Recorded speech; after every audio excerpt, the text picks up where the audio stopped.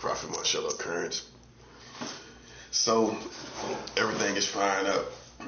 Everything is wiring up, firing up, wiring up. Because Trump is cursed to make bad decisions. If you don't know how Trump is cursed right now, this is how he's cursed. He's cursed to make bad decisions. So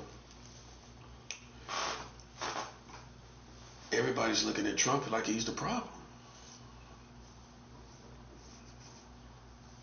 Everybody's looking at Trump like he's the problem. World leaders, people over there in Europe cussing on the in front of the whole world stage, cursing Donald Trump in front of the whole world stage. Ain't nobody gonna ever forgive him playing around them docile people in Greenland. Them are docile people.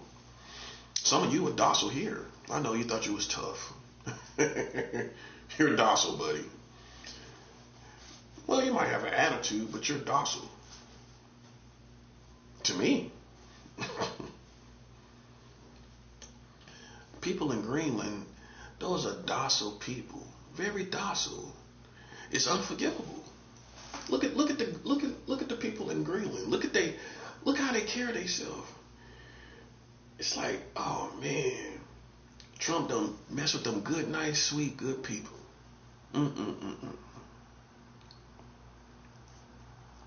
He messing with them nice, sweet people. Go look at the videos on Greenland. How nice and docile the people are, humble they are. And Trump done angered them. I mean, if you think about it, it's nowhere in the world like Greenland. I had to think about this. These people have no wars. You go to South America. It's even wars in South America. Look at what's going on now. You got the drug trade down there, everything. They're good people, but they're not as docile as Greenland. Greenland is docile. That's like Super Mario World, man. Like,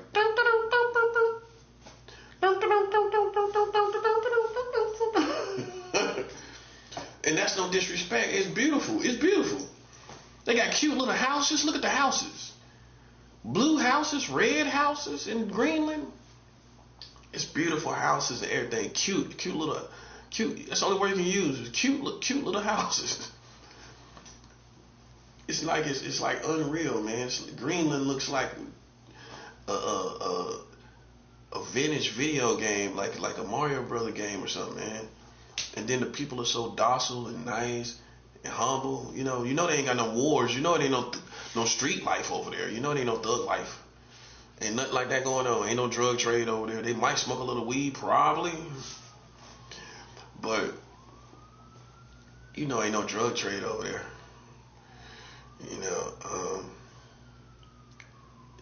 That's what infuriates people more, is the docile nature of the Greenland people that don't bother nobody and don't, that make it worse. That makes it 10 times worse when it's a place like Greenland. Now, had that been anywhere else, you'll sit back and look, what's going on, But when you see Greenland, you already know ain't nothing. They don't come up in the news. You don't hear nothing about them. And Trump wind up angering these docile people. It's all going as planned. It's all going like we needed to go, because see, when there's conflict with Trump, it's gonna mess up the whole American community. If Trump is overthrown, if Trump is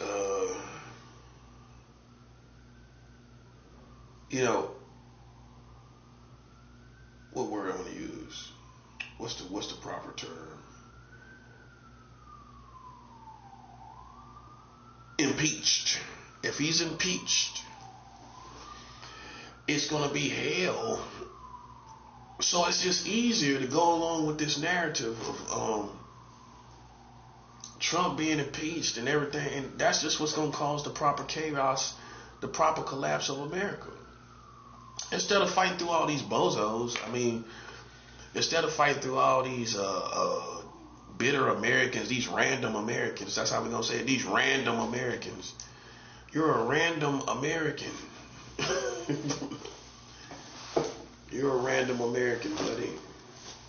Take a look in the mirror. That's a random American right there. You're just a random American, buddy. Listen. We could make a movie, a Random American. Oh, that could be a rock band, Random American. I'm serious, Random American. That could be a rock band, couldn't it?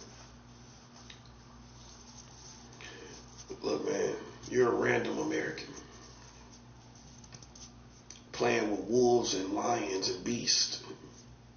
And we know you're docile, just like people in Greenland. Many of you little secret society people, you're just as docile as these people in Greenland, buddy. You're just as docile as these people in Greenland, man. Stop playing with it. Stop playing with beasts. I'm a beast, man. I'm an animal. You understand me? You're a docile person like from Greenland, man. Get you a ticket to Greenland. Get them a round trip ticket to Greenland. Get you a round trip ticket. Go out there, get some credibility. You get some credibility out there. Well, it was this one guy walking around. He's pretty tough. The only place you're going to get some credibility is Greenland, buddy. You ain't going to get no credibility off of me. Oh, he opened up a door and turned on the light. Yeah, he got some credibility right there.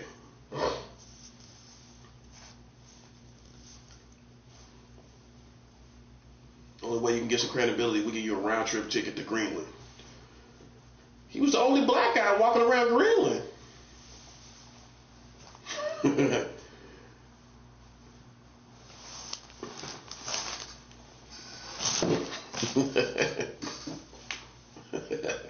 See, it's getting real. See, look, this don't listen. This don't surprise me at all.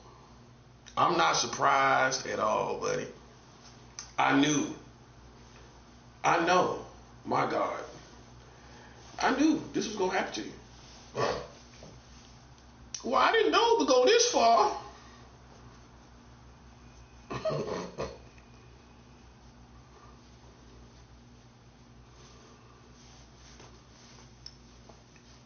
Playing around the yellow brick road, Alice. What was her name? Alice.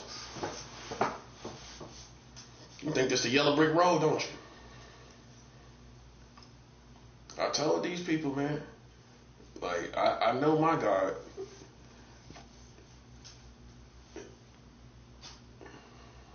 I knew this was gonna happen.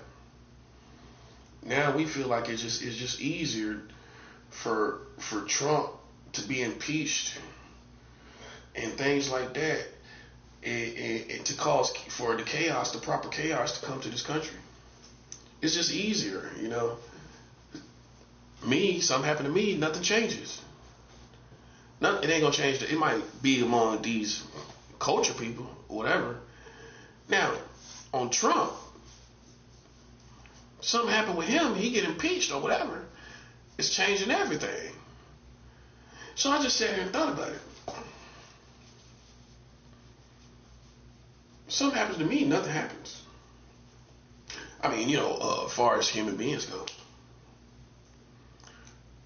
Trump get impeached, everything changes. So it's just easier. You see what I'm saying? For the proper chaos to come to the community, it's just easier. You're among beasts. You're among lions, buddy. And a lion is going to talk like this. It's just easier. It's way easier to cause the proper chaos. The proper chaos be caused by Trump being impeached. By allowing God to take care of Trump. It's easier. Because it's going to change everything in America. it would change everything. If something happens concerning Trump, it would change the whole country. It's just easier. Look at it for what it is. Okay, we can have 1,000,000 wars here in America and nothing really changes. We can have all this stuff go in the black community. It definitely ain't going to change America. All this stuff can happen all around this country. All these protests, all these people get whacked. You know what I'm saying? Nothing really changes. We go out and protest after they get whacked. And we go back to normal after the protests, as far as the protests go. Right? Trump, if something happens to him, it changes America. Right or wrong?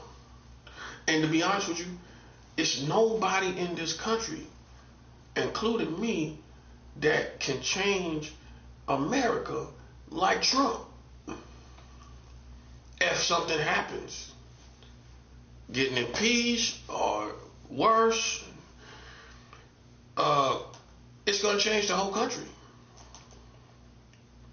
So it's just easier.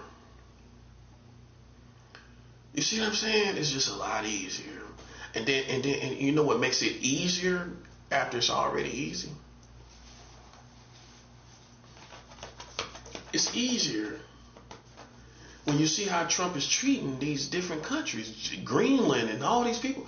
Don't it make it just easier to just let them get impeached or something else? Or ain't it just easier? Don't it make it that much easier? It's a little bit easier today, ain't it? After you see how he did Maduro down in South America. Oh, you forgot about that, didn't you? How he did Maduro in the borough. He right here in Brooklyn. He's somewhere here in Brooklyn. Maduro in the borough. I'm probably the only person on the internet said that, huh? Come on, man, listen. Listen, ain't nobody like me, man. Maduro in the borough. Maduro in the borough. Maduro in the borough. Maduro in the borough.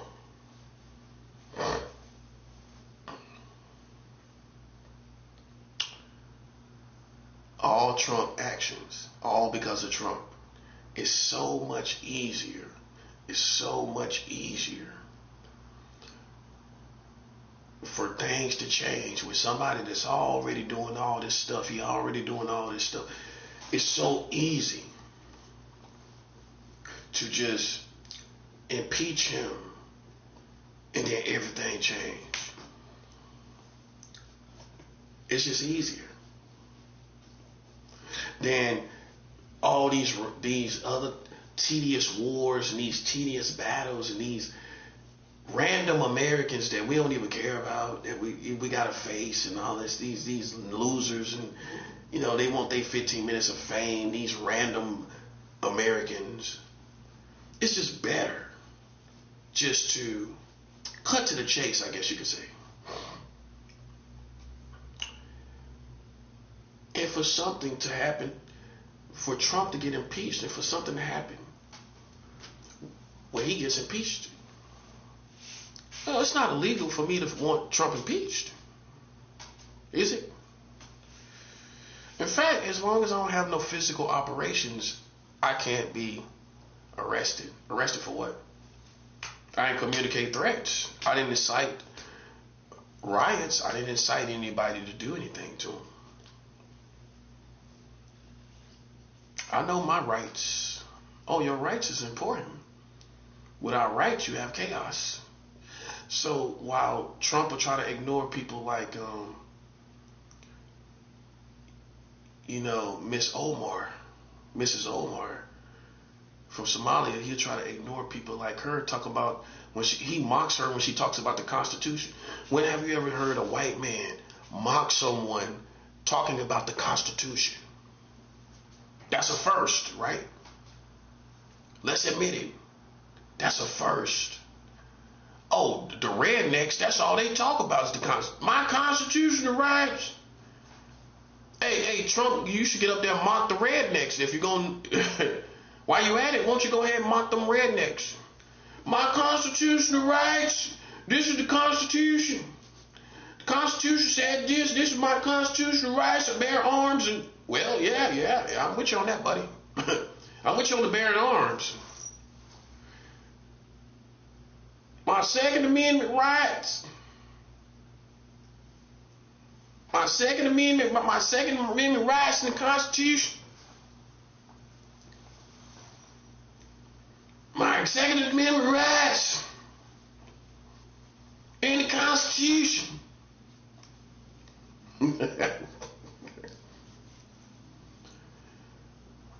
He mocking his own people. He mocking white people. White people the main one be talking about the Constitution.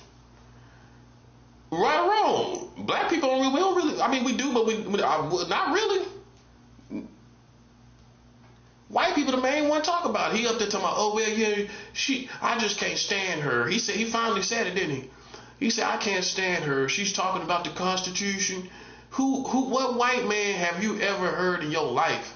That's a first for me. I mean, hey, you show me somebody else that is white, that's white American that mocks the Constitution.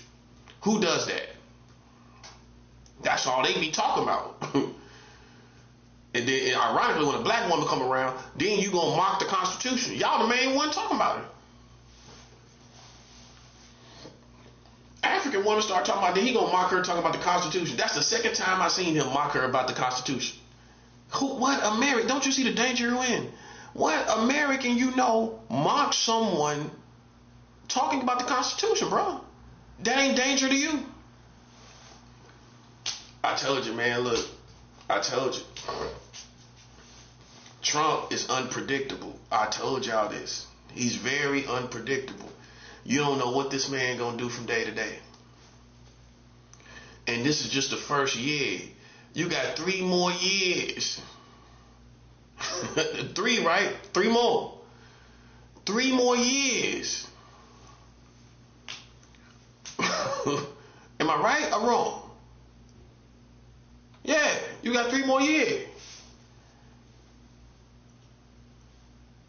2025, 2019. Yeah, 2019.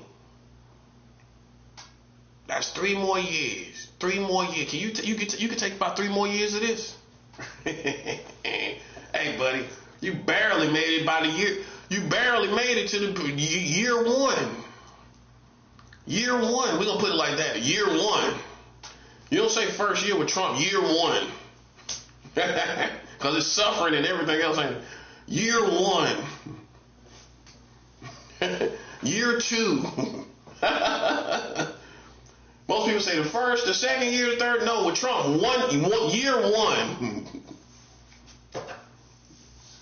The terminology is changed. The terminology is changed because of the pain, the confusion, and the foolishness. That year 1, year 2, year 3, 4 year. Don't even say 4th year. 4 year. 4 year.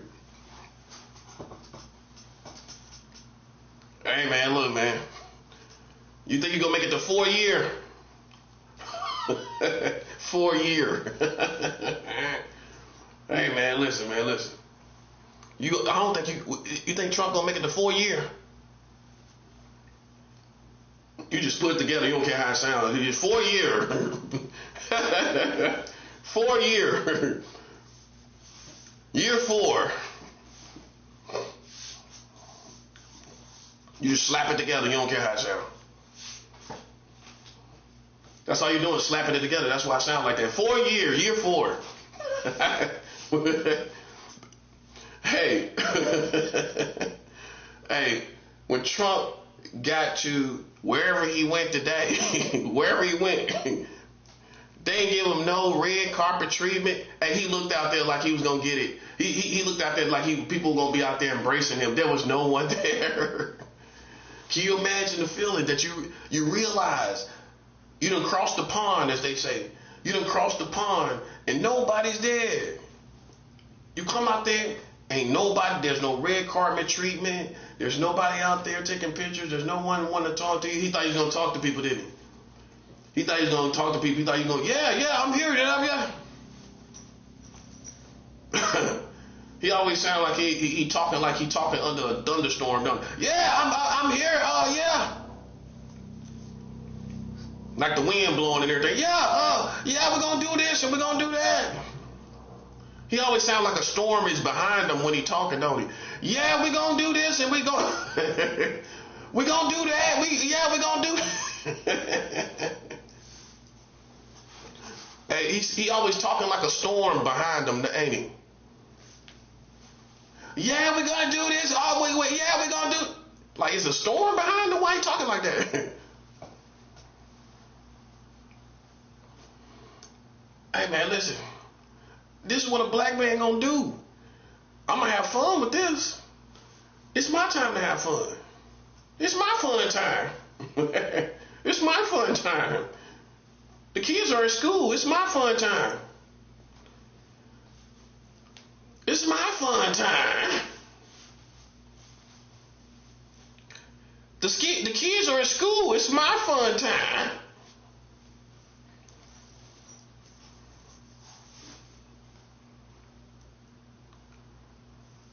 Man, listen, man. Your president is leaving skid marks everywhere he go. He leaving skid marks. You know what skid marks are? Trump leaving skid marks everywhere he goes, buddy. Well, he don't need no red carpet. He leaving skid marks everywhere he go. He don't need no red carpet. He leaving skid marks. He don't need. Hey, look, man. Look. Everybody's starting to hate Trump, ain't they? You see this? See, the curse manifests like he gonna make bad decisions. Crazy, the stuff that nobody else would do. He really trying to get Greenland, man. He trying to get Greenland. See, if you really paying attention, Trump was already talking about Greenland before. He already was. This ain't the first time. I heard him talk about Greenland. I be paying attention. I pay attention in class. Trump was talking about Greenland some other time. We'll just put it like that. Some other time. Just slap that together too. Some other time. He was talking about Greenland some other time. Yes, he was. Which means to me, you just want Greenland for yourself. You got other plans. You already messing with the Middle East. You tried to get Canada. If I can't convince you that Trump has other motives, why he trying to get Canada? Why is he trying to get Canada?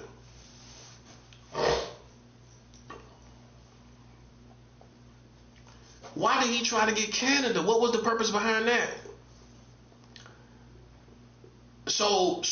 Okay, so we at least see somewhere else where he's trying to get land. He's trying to get land where it ain't about some security for the Russians or something, or the Chinese, security for the Chinese or the Russians. Well, what about Canada? Him trying to make Canada the 51st state. So if you're smart, you see this pattern where he's just trying to get land. He's trying to get land. Or he's trying to claim he want these people to turn into Americans. He wanted the Canadians to turn into Americans. What you think the plan is with the people from Greenland? He want that to be America. He want more of the world to become America. That's what it is. That's what it is. He want more of the world to become America.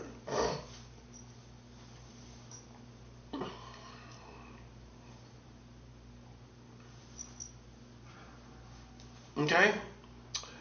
So we have another example. We see another place where he's talking about taking over some land, but he ain't talking about Russia and China. He just want to take it over. So with his personality, put it all together. Look at Trump's personality. What you think it means? What you think him taking over Greenland means? What you think it means?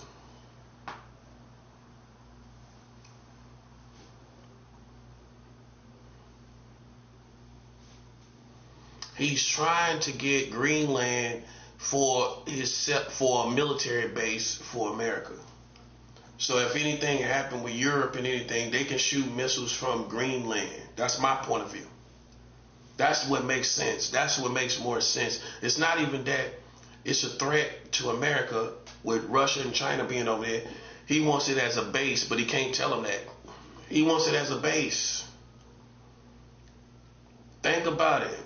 He wants Greenland for a base against all the East, particularly Russia. And that's how they gonna look at it. You think I'm the only one thinking this? That he wants Greenland so that they can shoot missiles closer to anywhere else out there in the East.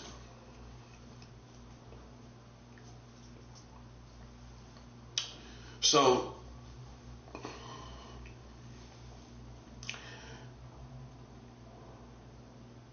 I believe that Trump is going to be hated all around the world. Trump is going to be hated all around the world. He is.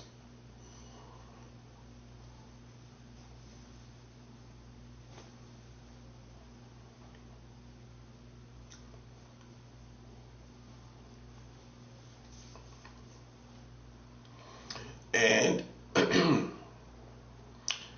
this year is not going to go like y'all think it's going to go. You can already see it.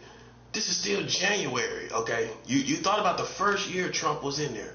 In March the first year, year one, right? 1 year, year one.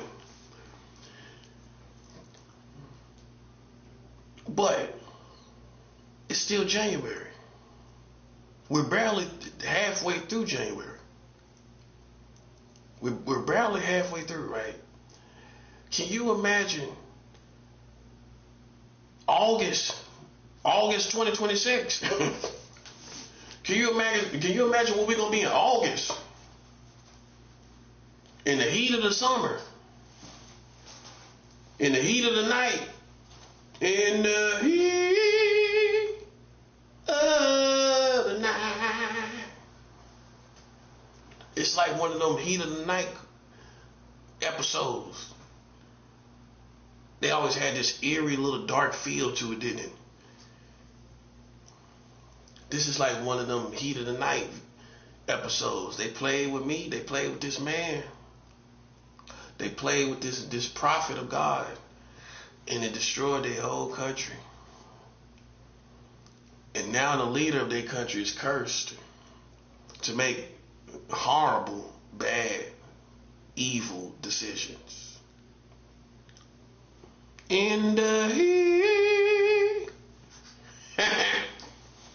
of the night.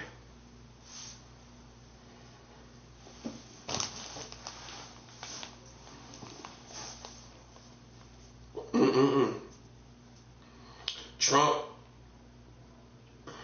is going to destroy this country. I'm telling you right now. Let's put it like this.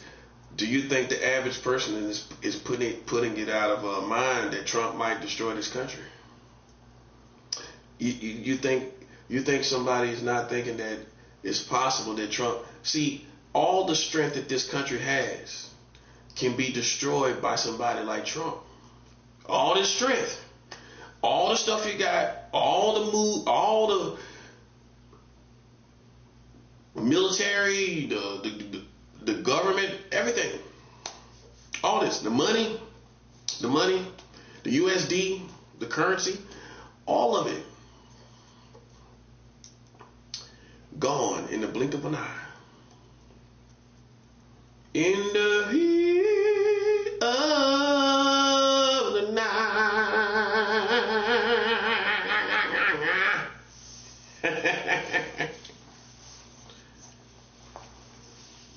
Put a little vibrato on there.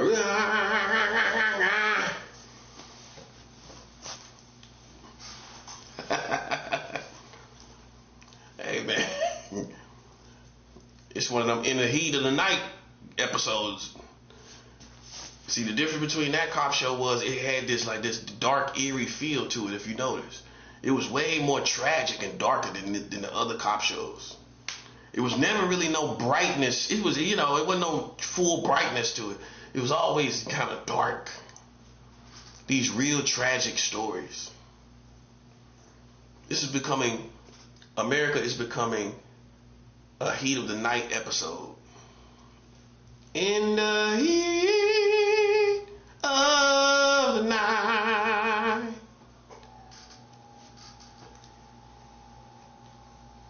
That's what it's becoming. Oh, you was going for Law and Order. You thought it was Law and Order. No, it ain't no Law and Order. It ain't no Law and Order, so how's Law and Order? Ain't no order, so how's Law and Order? How's Law and Order ain't no order? They breaking the law and bringing Maduro to the borough here in Brooklyn. They bringing Maduro's here right now. How is it law and order? Trump and them ain't on the right side of the law no more. You can't see that. This is the heat of the night. That's what this is. This ain't NSCI and all that. NSRTW. This ain't none of them NSCIS shows. Ain't none of that. It's the heat of the night episode where they play with a prophet. Police, Freemasons, and Freemason police playing with a prophet. Whole country got cursed. Now their president is cursed to make bad, terrible decisions. He out there making bad. He gonna be hated. He hated already in South America. People hate him down there. If they don't hate him because of Venezuela, remember they hate him because them drug boats. Them drug boats. Oh yeah. And listen, everybody ain't got no love for what he did to Maduro either. Everybody ain't got love for that. They'll show you all these visuals on the news, and it's people that still feel like, where's the law? Where's the right to do this? Where's the legal right? Where's the legal right? Now you over there messing around Greenland and talking about the board of peace in Gaza. See, a person like that shouldn't have been the president, because it's like giving one of us power to just do what we want to do. To just do what we want to do. It's just like giving one of us power to do what we want to do. That's all it is. And now you see he just, let me do this over here, let me do this over there. We're going to feel good and strong. We're going to feel good and strong.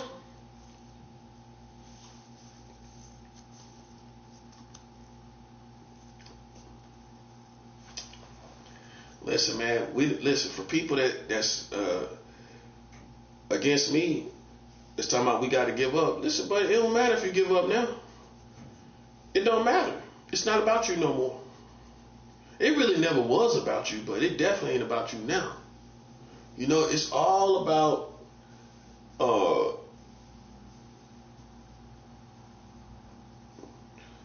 Trump messing up this country.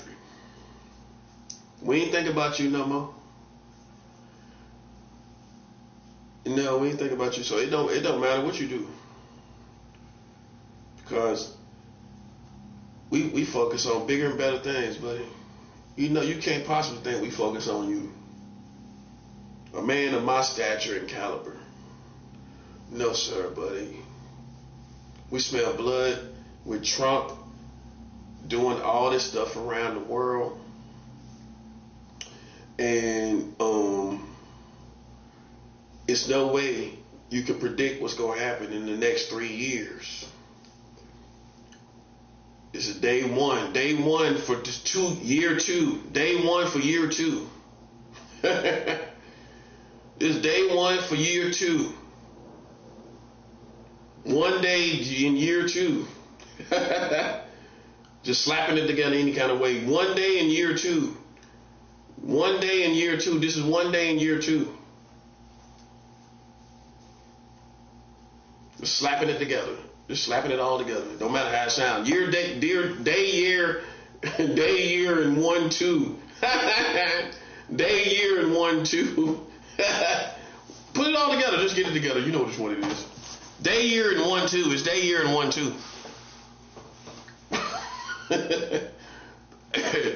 Man, listen. Can you imagine where we gonna be next holiday season this year? Next holiday season between November and December, between Thanksgiving and Christmas. Can you imagine where we gonna be?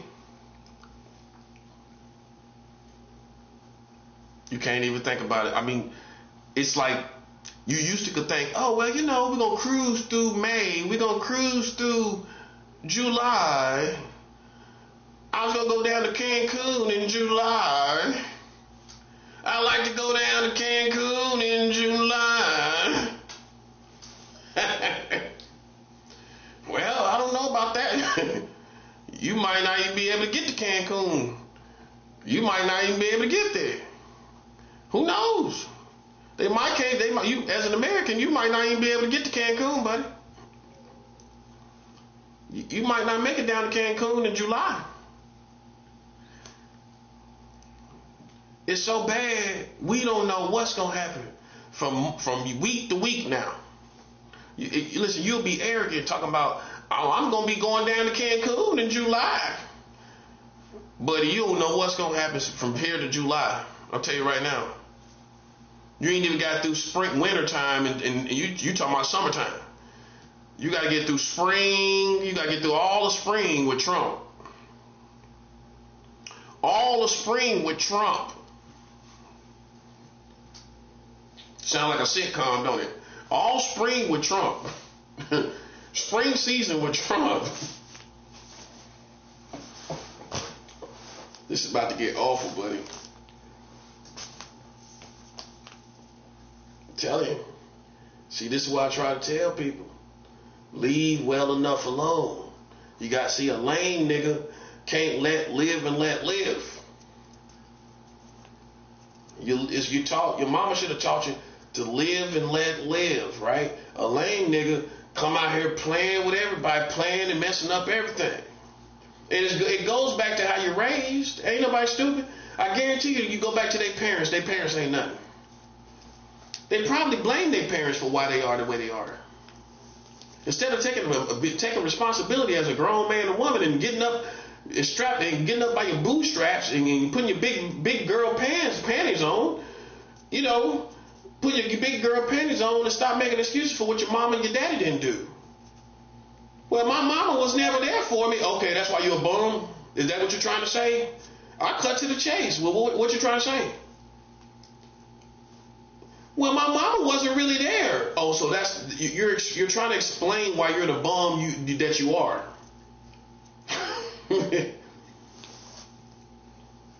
But it goes back to how they was raised. It does. The older I get, I realize this.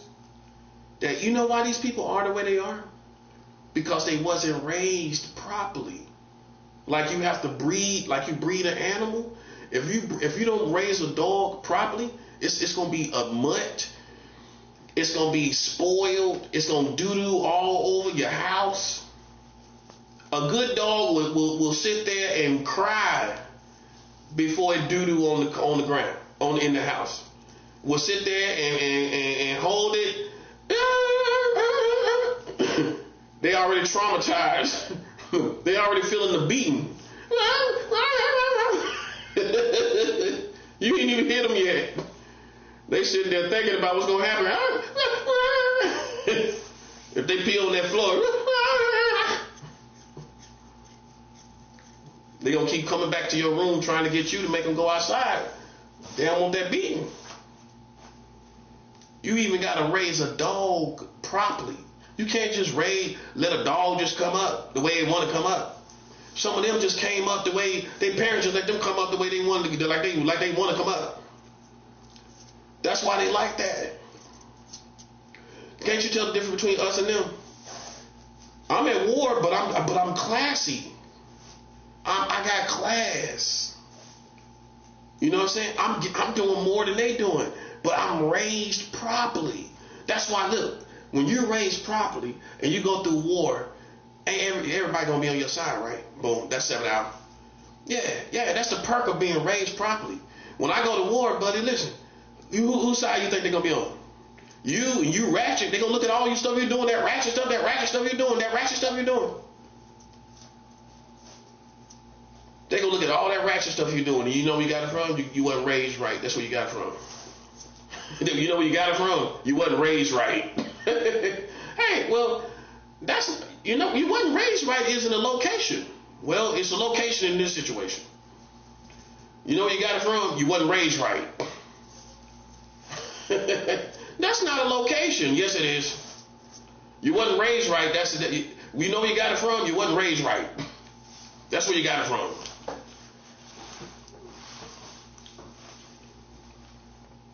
I can guarantee you, anybody part of these little dumb retarded secret societies, I guarantee you they wasn't raised right, buddy. We listen. We've been around soldiers and thugs and killers. Listen, that's just people that ain't raised right, man. That's all that is. I'm telling you. Take my advice, man. Take my advice. That's just not raised right. That's all. Because if you was raised right, you wouldn't have found yourself in that situation. You wouldn't be part of no group of people. That's an indication you wasn't raised right. That's all. Because if you was raised right, you would have found yourself somewhere else. And a secret society would have found you somewhere else, already doing something. That's how I know. That's why when you look at them, they dirty. Look at them. They can't even doo-doo. My toilet right now got doo-doo feces all on it from somebody else. Got feces all on the toilet and everything. Can't even doo-doo right. You can't even crap right. That's pathetic.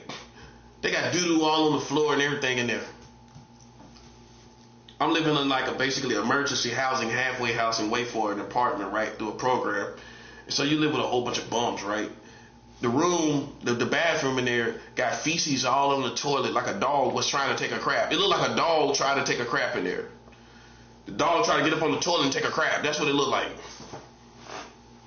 It's all on the seat. How you got doo-doo all on the seat? You ain't got no self-respect. That's what I'm saying. That's no self-respect. You might as well be a chicken. You know how chicken just doo-doo everywhere. You might as well be a chicken, bro. You a chicken, ain't you? You a chick, ain't you? Oh, they stole my egg. They stole my eggs out the refrigerator, everything. I got a little key now, but they stole the eggs out the refrigerator, everything, man. They ain't a chicken. They ain't a chicken. That's a chicken, man. Stealing eggs out the refrigerator, everything. Yeah. Stealing my eggs. I had 2 dozen of eggs in there. The thing about it, though, I just ain't had a taste for eggs. That's why they even got a chance to eat them. That's why they even got a chance to eat them. They ain't think about it. Man, listen, I had those eggs. The funny thing I laughed about was I had those eggs for a whole month. From stamps to food stamps. I had the eggs. I didn't even touch them. I just so happened to think about it yesterday. Like, oh, I don't see that. Because my mind is so smart. When I know I put stuff in the refrigerator, oh, I didn't see the eggs in there. Stole the eggs, came in my room and stole eggs out of the refrigerator. Those eggs was a month old. I literally, man, I can't make this up. I didn't touch the eggs for a whole month, not even one time. I just didn't have a taste for them. But I bought them just because, it's an economical choice. It's an economical choice. But I couldn't even bring myself to eat it. So, imagine you feeling bad about something you couldn't eat. I just didn't have a taste for it. For whatever, you know how it is. You know what I'm saying? I just didn't have a taste. Like, I got some stuff, rice and stuff. I ain't ate rice since I ain't ate rice in 3 months. I just don't got a taste for it. I got it, though. I got rice in here. I just don't have a taste for eating. I've been eating these yellow split peas. That's a hit. Because I didn't grow up on it. So it's like, just imagine eating something that you ain't grow up on for the first time. Like, I can eat this for like another 2 or 3 years. For real. I'm dead serious. Because I ain't grow up on it. Right? If you go like into like Spanish food, like Goya, and if you black, they got like all kind of little beans and peas we ain't grow up on. So I found like this Goya brand of yellow split peas, and it's like a split. It's a split between, no pun intended. It's a split between peas and corn. It's kind of sweet a little bit, slightly, and kind of like a pea. You know, it is a pea, but I ain't grow up on it, so I can eat. I've been eating that for like a while now. You know what I'm saying? And it's good for me when I come off a fast. So I didn't never eat the eggs. I thought about it, you know. But the other day I was just like, well, what about the eggs in there? Then it dawned on me I didn't see them when I was putting my stuff in there. So I was like, cause it's a certain little spot that they was at. So they wasn't hurting me by stealing eggs, cause I had them in there the whole month. I didn't. It'd have been different if I was like eating them here and there, you know, every 2-3 days. You know what I mean? Like hitting it like that. Not one time. I didn't eat the eggs one time, bro. So would you feel bad if the eggs is a month old? They a month old on top of that. literally, they was a month old. They stole month old eggs, and then when I keep listening, and the other thing I'm tripping off of, the vitamins. They came in here and didn't steal a silver dollar. I had a silver dollar right on this table. They stole a toothbrush and a bag and some eggs. Don't that sound like Bart Simpson? Bart Simpson to come into your room, steal eggs and a toothbrush. That's some Bart Simpson stuff. A grown man, this is vitamins. If you were trying to hurt me, you should have stole the vitamins. Because the vitamins is good for morale, the morale of the person, the condition of the person's well-being in their mind. I got a whole thing of vitamins. They ain't even steal that. Suckers, man. That's what I'm trying to show you. You can't tell me that's a criminal. You can't tell me that's a tough guy. It's not a tough guy. A tough guy would have took my vitamins, because now I'm affecting your morale, right? Right. Stupid, man.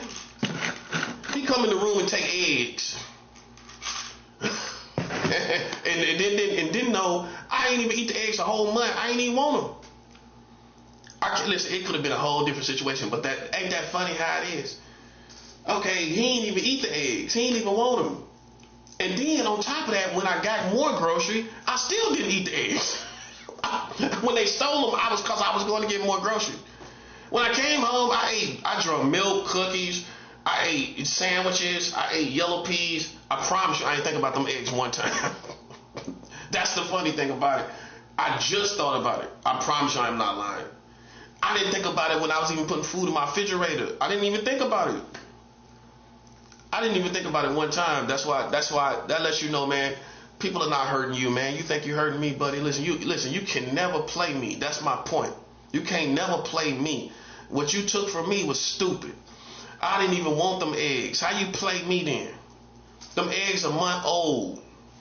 Might have tore your stomach up.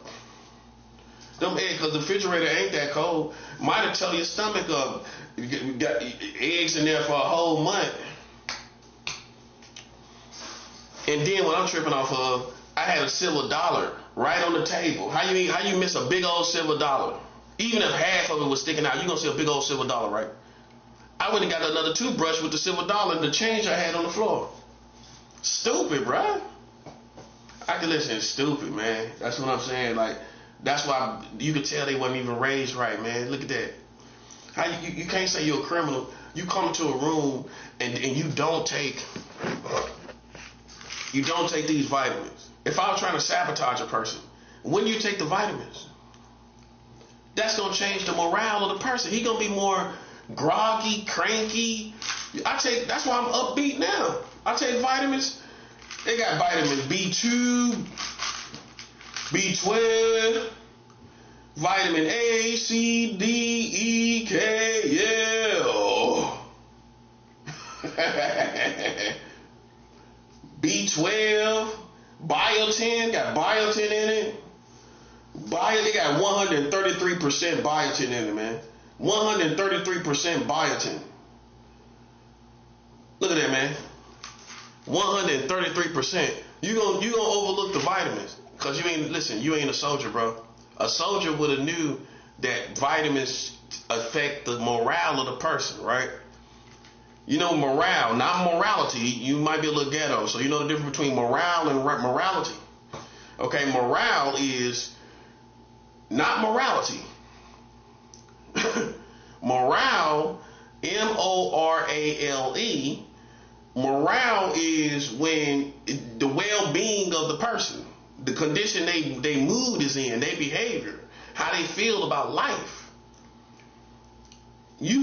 So if you come into a room and you realize vitamins affect the morale of a person, maybe you didn't know that.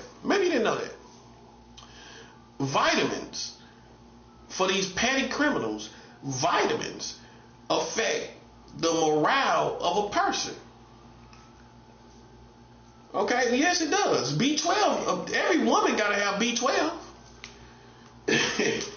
Because it affects the mood. It affects the mood of the person. So if you don't have B12, etc., the morale of the person is gonna be different. It's not gonna be as strong as mine. So in war, I always take vitamins. When I get soldiers, when and if I get soldiers out there, I always teach my soldiers to take. When the war pops off, you got to start taking vitamins. That's why I'm on vitamins, buddy. I'm in war. Stupid. Checkmate, sucker. You couldn't even come in here and steal from me and mess with my morale, buddy. You're a lame. I proved you're a lame. You could have came in here and took whatever you had your chance. But you proved to be a lame. Okay? Told you suckers. I had arms, that too. Right in here. You could have took that too. Lame. You a sucker, man. Came in here, didn't take silver dollar, didn't take vitamins. This sucker take a toothbrush and a what else? Eggs. Sound like a bum, don't it? Toothbrush. You pathetic. How you ain't got your own toothbrush and you gonna use a toothbrush of somebody else? You a bum, man. You a bum. Who takes the toothbrush of another man and use that? Who would do that unless you felt your mouth was about to poison you? Now, if you was in the wild and you felt like your mouth had so much bacteria, it was about to poison you, yeah, I used the toothbrush of another man for my survival. But if you just using up all your money for drugs and cigarettes, which that's probably what you're doing, and alcohol, and then it's so bad you couldn't even buy a toothbrush. I have to take time to do these things. We all do. No one likes, well, I got to buy more toothpaste. What? I got to. I got a whole thing of tube and new toothpaste. You got to do it. I got razors. I had to do that. This is stuff grown people got to do. I went and got me another toothbrush. I had to do that. A bum ain't gonna buy no toothbrush. You know, a shower is one thing. You can rinse yourself and really you're not dirty. A toothbrush, you can't rinse your mouth with water. It's not gonna do anything. It's not gonna do anything, buddy. You have to brush your teeth. So for you to come in here and you ain't got a toothbrush, just shows what type of bum you are. And then you didn't steal the most valuable thing, which was a silver dollar right here on the table. I still got change on the floor. Didn't take all the change, could have took all the change. I still got change on the floor. They ain't take the silver dollar and they ain't take the vitamins. If you was trying to sabotage me, you would have took the vitamins. You ain't touch me. I ain't even want the eggs. I had them in there for a whole month. I'm not lying. I ain't eat one. I just bought them because there's something to buy to eat, just in case you need it. Like that. Magnesium. This is for brain, heart, and all kind of problems. I used to sell this stuff. They didn't even buy it. They didn't even take this. I used to sell this at the shelter. I used to sell it to street people. That's how good it made people feel. They didn't take these two things. They came in this building. They came in my room and didn't take this. Bums, bro. That's how I know you're a bum. You can't come back from that. You can't. You can't come back from it. Bum, bro. And would you not feel the same way? You see what I mean, right? While people act like you being bougie or whatever. Man, what else I supposed to say? You a bum. You had your chance to affect this person's morale. And I wouldn't have been able to pay for no vitamins. I don't got it. I don't got it. That's like almost $30. Going on $30. I couldn't have paid for that. I couldn't have replaced that easy. This is almost $30 right here. Especially the whole thing I bought. That definitely, I bought 2 bottles of this. That's like $7 right there. That's like $18. So you see that I spent like almost $30. But I have to have it, man. You know, I have to have my vitamins, because that's when you're in war. Your mind's gonna be stronger than ever. That's why they can't beat me, because I'm a real warrior, buddy. I get up, take my vitamins and everything like a champion. You know what the breakfast of champions is? Vitamins, sucker. That's the breakfast of champions. Well, I thought pancakes was the breakfast of champions. I thought pancakes was the breakfast of champion. I thought scrambled eggs was the breakfast of champions. That's why you took the eggs. You thought eggs was the breakfast of champions. Well, I stole the eggs because I thought that was the breakfast of champions. I stole his eggs because I thought that was the breakfast of champion, and I want to be a champion. I want to be a champion. That's why I stole the eggs. I thought the eggs was the breakfast of champions. You wanted to be a champion, didn't you? You want the breakfast of champions, and you wind up being the breakfast of a champion. You the breakfast of a champion, buddy. I wake up and eat people like you. You the breakfast of a champion, buddy. Well, I didn't want to be the breakfast of a champion. I wanted to be the champion. I wanted just to have a breakfast for the champion. That champion being me.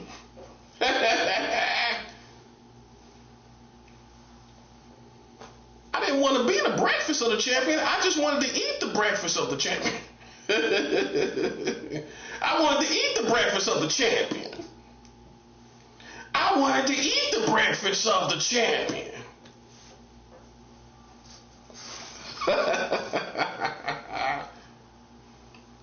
Hey, he done took 2 dozen of eggs trying to eat the breakfast of a champion. Well, that was my idea to eat the breakfast of the champion. I know he's the champion, and I guess I steal his eggs. I'm eating the breakfast of the champion.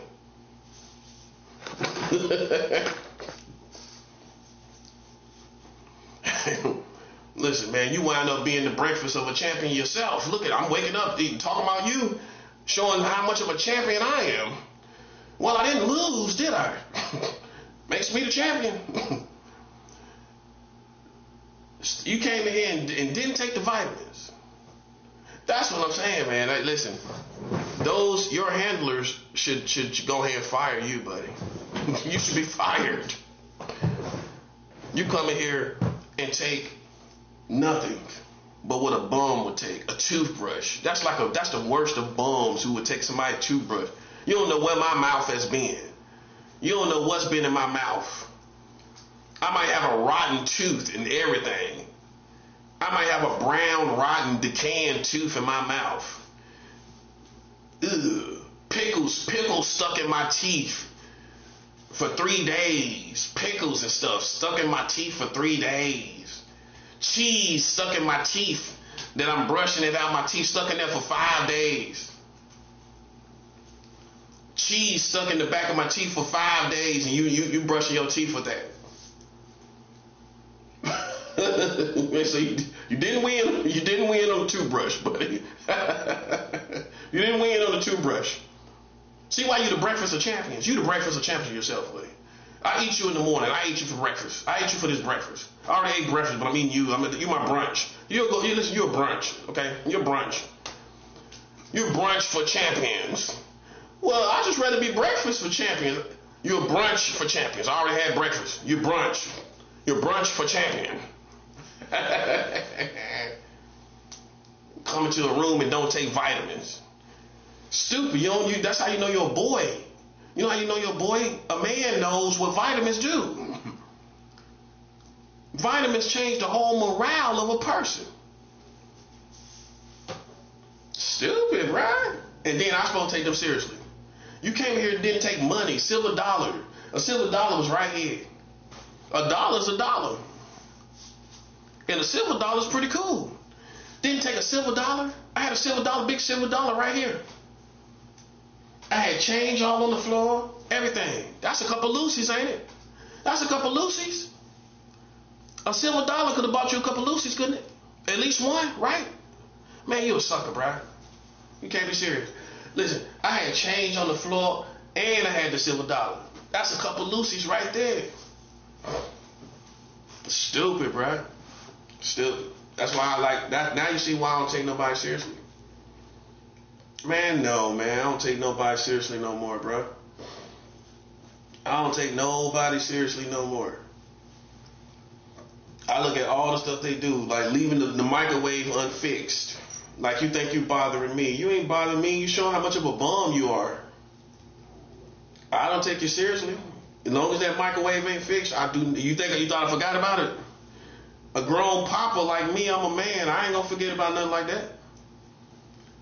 I do not take you seriously if that microwave is not fixed. It's somebody's responsibility, not mine. Oh, it's my responsibility to fix it.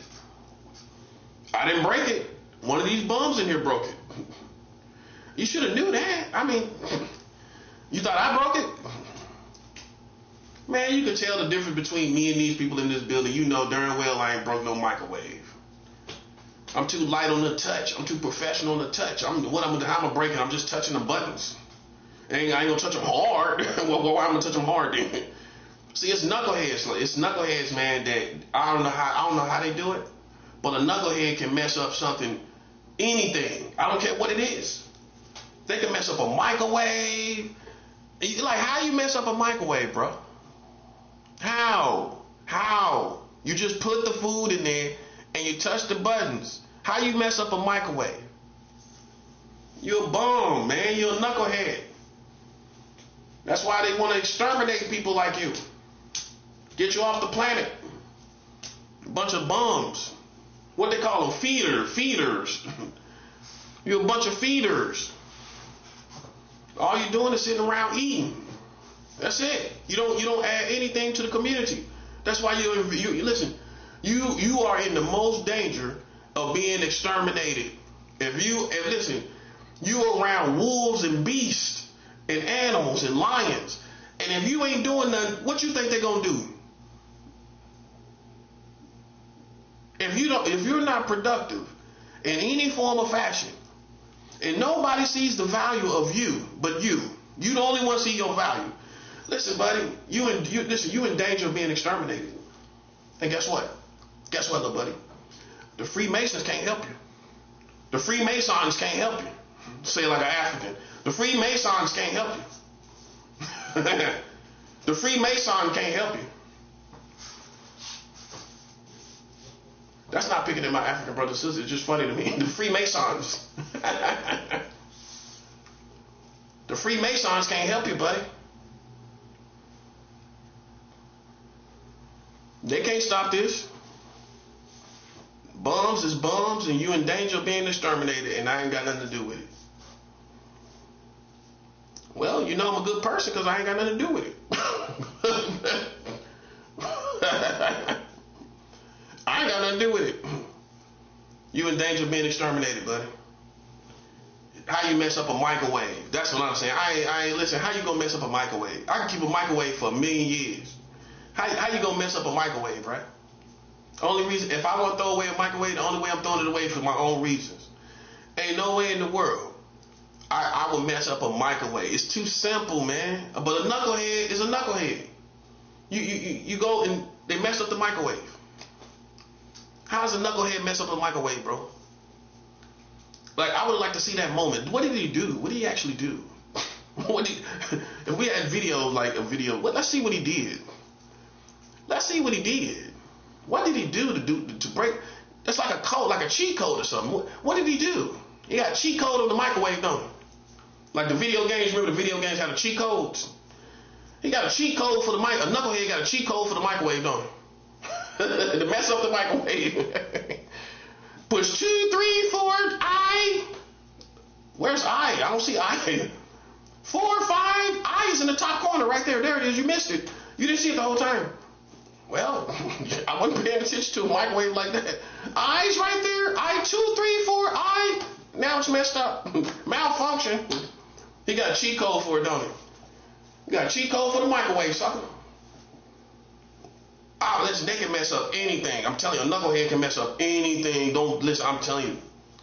They can mess up anything, bro. I'm telling you.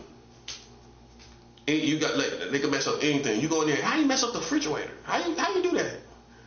Well, in the back of it, that's how you know you're a knucklehead. You're talking about the back of it. I ain't looked at the back of that refrigerator the whole time I've been here. A knucklehead. Well, the back of it.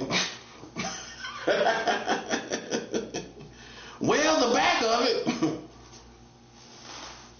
Like, I ain't looked at the back of that refrigerator the whole time. Knucklehead talking about the back of a refrigerator. Well, the back of the refrigerator, back there in the back. It's a little bar back there, a little bar. You looking at the bars on the back of a refrigerator? Hey, knucklehead, I promise you they be doing stuff like the bar. Well, a bar back there. There's a bar back there. Like, bro, why is you messing around bars on the back of a refrigerator? I'm telling you, man, that's how it is. That's how it is, man.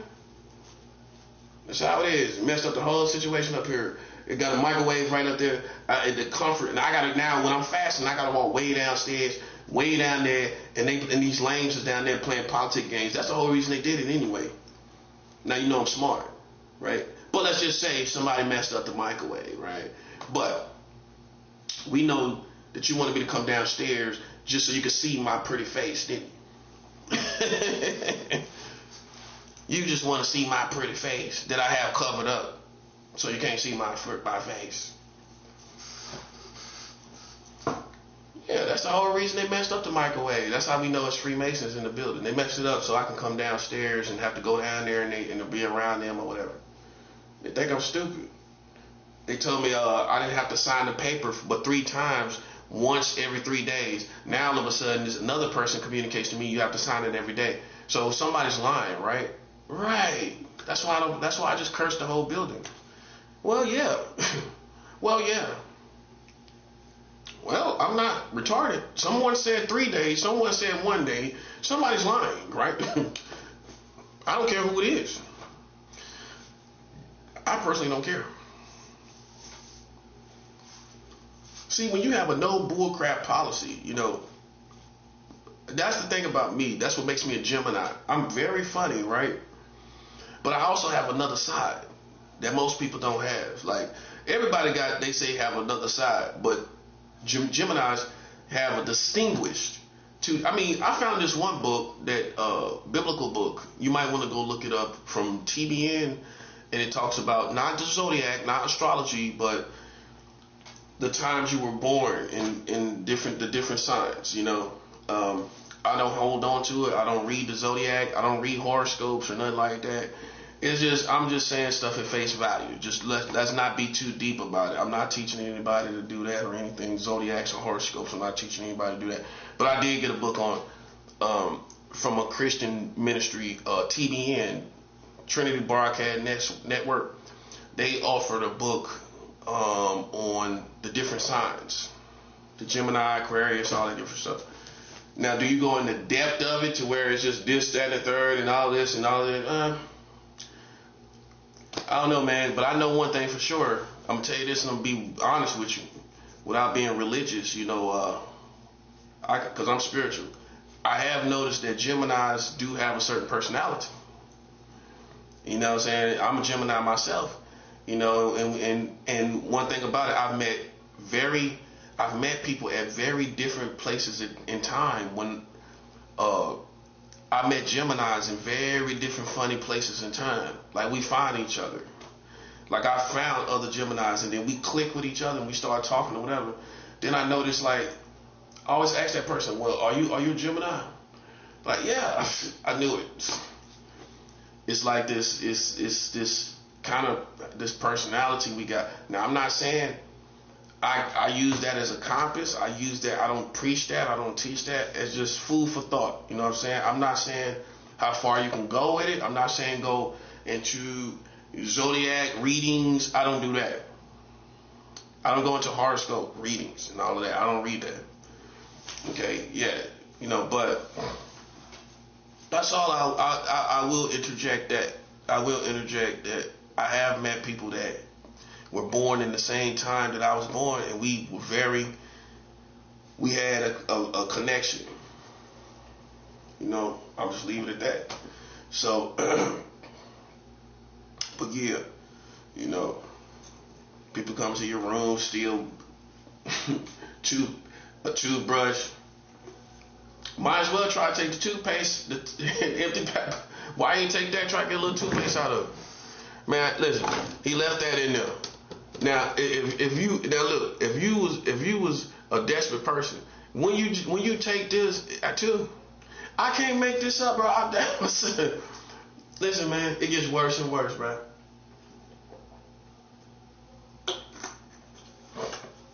Look, I'm gonna show you something. This is the one I had in here. I got a whole nother tube. I showed you this, but watch, I'll be able to get something out of here. Now, look, watch this. Look, that's it. Look. Now, couldn't he have took that with the toothbrush? Think about it. I just showed you it was toothpaste left in there. That's how you know I'm feeling struggle. I get all that toothpaste out of there. That was right there. Why ain't take the toothpaste right there? Could have had a little bit of toothpaste go in with the toothbrush. Man, retarded, bro. I'm telling you, retarded. Retarded, man. And then what I'm talking about is the best kind of toothpaste, Colgate. No, you ain't got no Colgate down there. Got that shelter toothpaste, don't you? That toothpaste that ain't gonna do nothing to your teeth. The kind of toothpaste that make your teeth bleed. Well, my teeth bleed. Don't know why my teeth bleed. My teeth bleeding. My gums bleeding.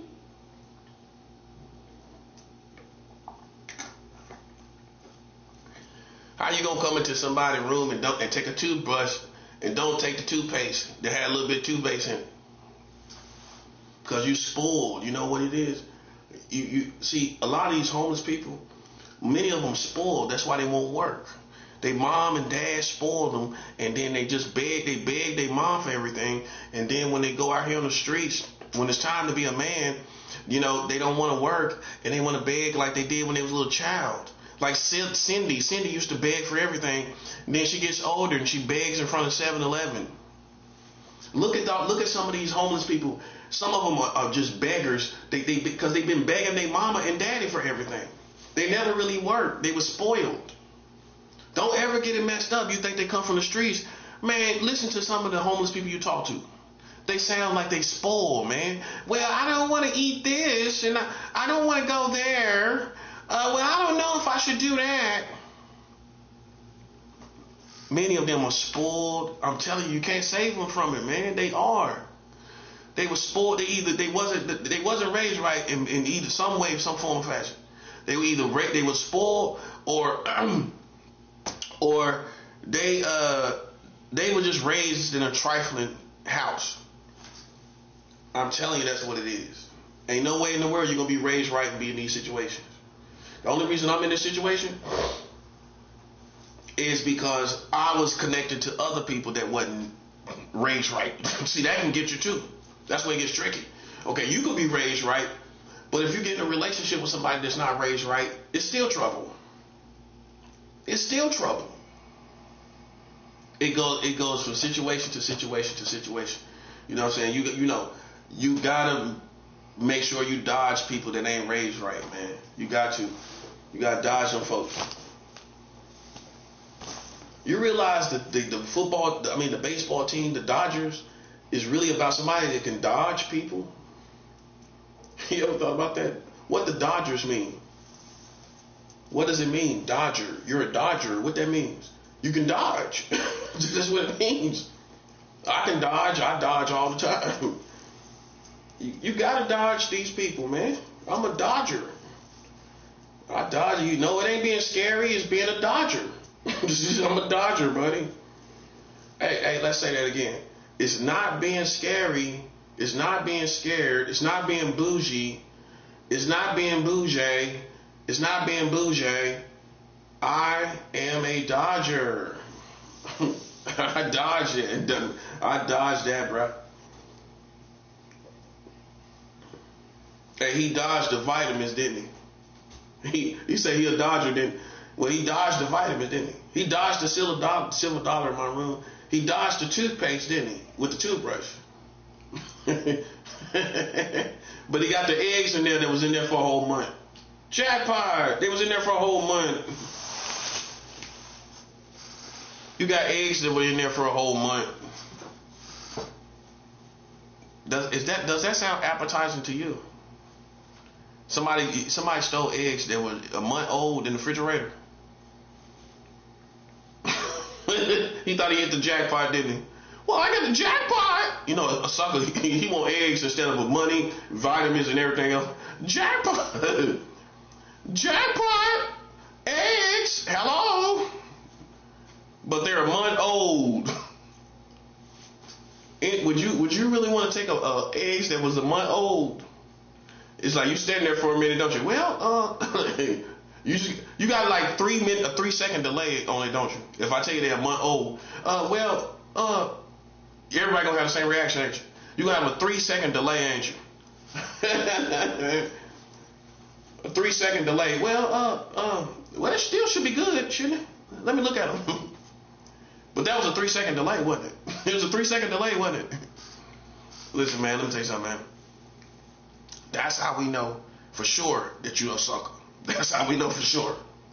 That's why I try to tell them. Listen, this is why I don't judge people on all that hoopla, all that mind reading stuff. Now, when they come in here, that's the sucker, ain't it?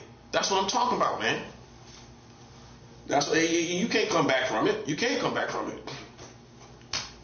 Ain't no real nigga gonna come into a room and overlook a silver dollar. Toothpaste. Take a toothbrush, but don't take toothpaste. Leave change all on the floor. Could have took the change and the money, and could have took. It was money in here, basically. You first thing first is money, right? Left. I still got change on the floor right now. I still got change on the floor. I ain't even used it all. I had a silver dollar on the table. You should look at the table. You seen a whole bunch of papers, didn't look at the table. I got a Cash App card. Oh, I forgot about this part. I got a Cash App card right here. I got a Cash App card right here. He didn't even take the Cash App card. I got 2 Cash App cards. They got 2 of them.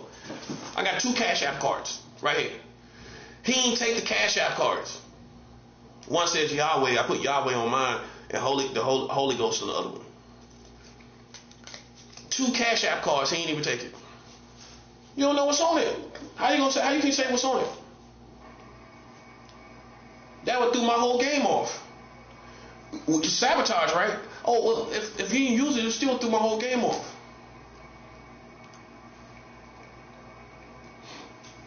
Retarded, bro. I'm telling you, man. That's what I'm trying to tell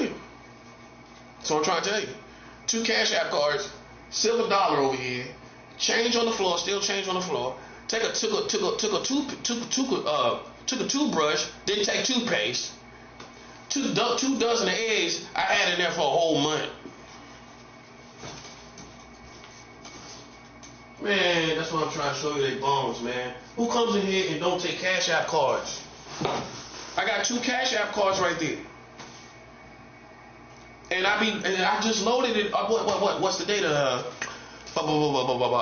today's the 21st. So I just used that 8 days ago. I just used my Cash App card 8 days ago. See what I'm talking about, right? You see what I'm talking about? But they supposed to be head honchos. Man, you can't be serious.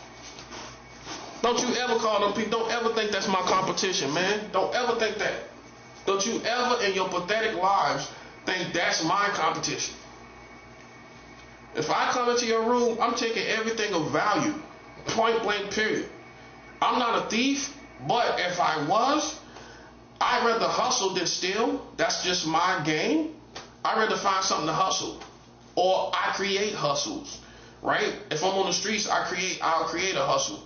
I go clean up a store and get food and money and things like that. I go hustle and get more respect and credibility. Okay? Because when you start stealing, you lose credibility. Point blank period. You ain't gonna get no credibility from stealing. Only from suckers. You ain't gonna get no credibility from real men. You know, especially if you come into a room and you stealing what? Eggs, 1 month old eggs. And some of them probably were frozen inside and stuff like that. You know how I get. Lames, bruh. Lames, man. Lames. Lames. And listen, ain't nobody can save you from what you done. Okay, that's what you did. You came in here and overlooked Cash App cards. You was rambling around. Why you rambling? Look through the papers and just look around the papers. That's what I would have did. I mean, you know, if you're already a thief, you're already in here. Oh, you look around the papers. If he would have moved the papers around a little bit, he would have seen the Cash App card. Boom. 2 Cash App cards. I had 2 Cash App cards right there. So how you know I ain't no bum, buddy? Well, do they got Cash App cards? I got 2. I got 2 Cash App cards. But I'm the bum. I was never a bum. It's a bum is an attitude. That's all it is. Am I rich? No, I don't have a certain attitude. And people don't realize that. I ain't never been a bum. I've been in homeless circumstances. It's the difference between being in a homeless circumstance and being a bum. You find people in homeless circumstances all the time. I mean, some people technically is homeless living with other people. You ain't got your own home, so you basically, technically, you're homeless. You're not on the lease, right? Okay, you're not on the mortgage or the lease. So you're technically homeless, right? Where if those people want to kick you out, you're going to be homeless, okay? Which means you're technically homeless. They just didn't kick you out, you know? They just got you living there. They just got you living there. They just got you living there.